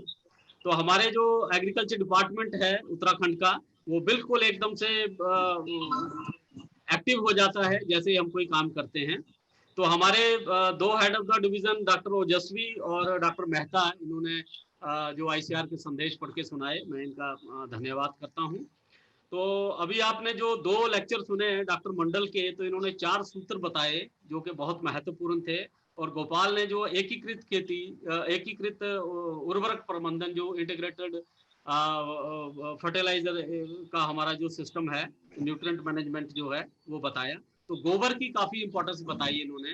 तो हमारे जैसे मंत्री जी भी कह रहे थे कि जो हमारी इंटीग्रेटेड सिस्टम है उसमें हमारा जो नुकसान है वो कम होता है, क्योंकि लीकेज कम होती है उसमें जो हमारे लॉसेज होते हैं नाइट्रोजन के थ्रू वोलेटाइजेशन थ्रू लीचिंग, वो बहुत कम होते हैं।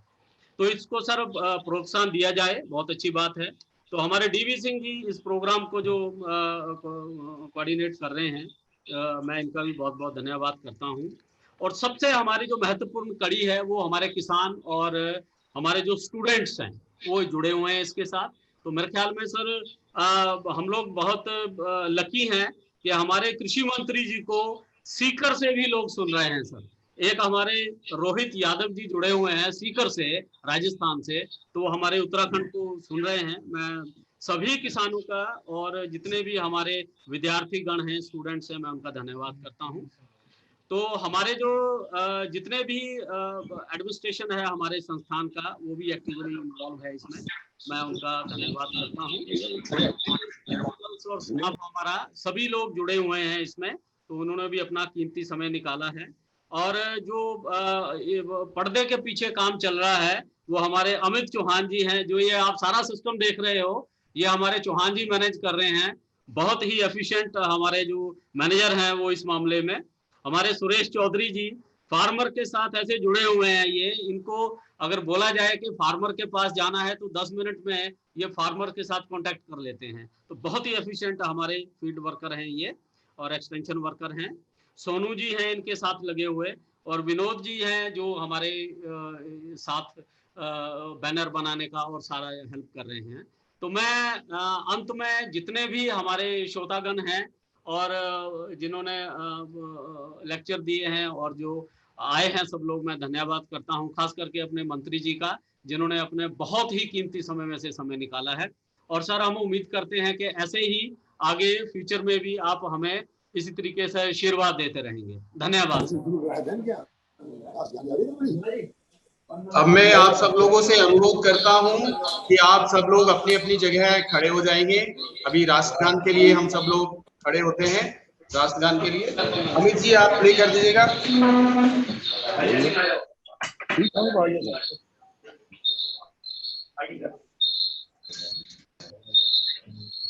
जन गण मन अधिनायक जय हे भारत भाग्य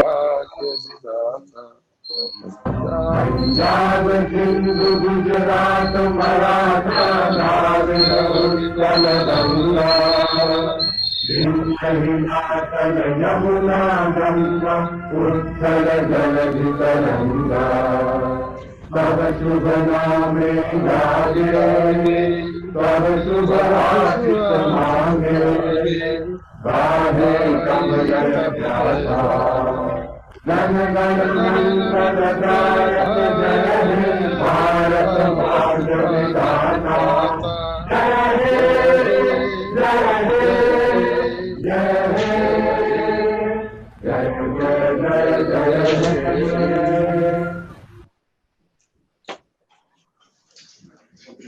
सभी को बहुत बहुत धन्यवाद। Thank you everybody, thank you very much, have a very good day.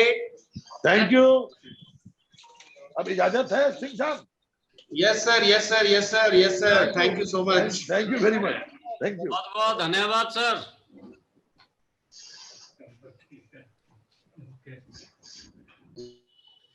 चल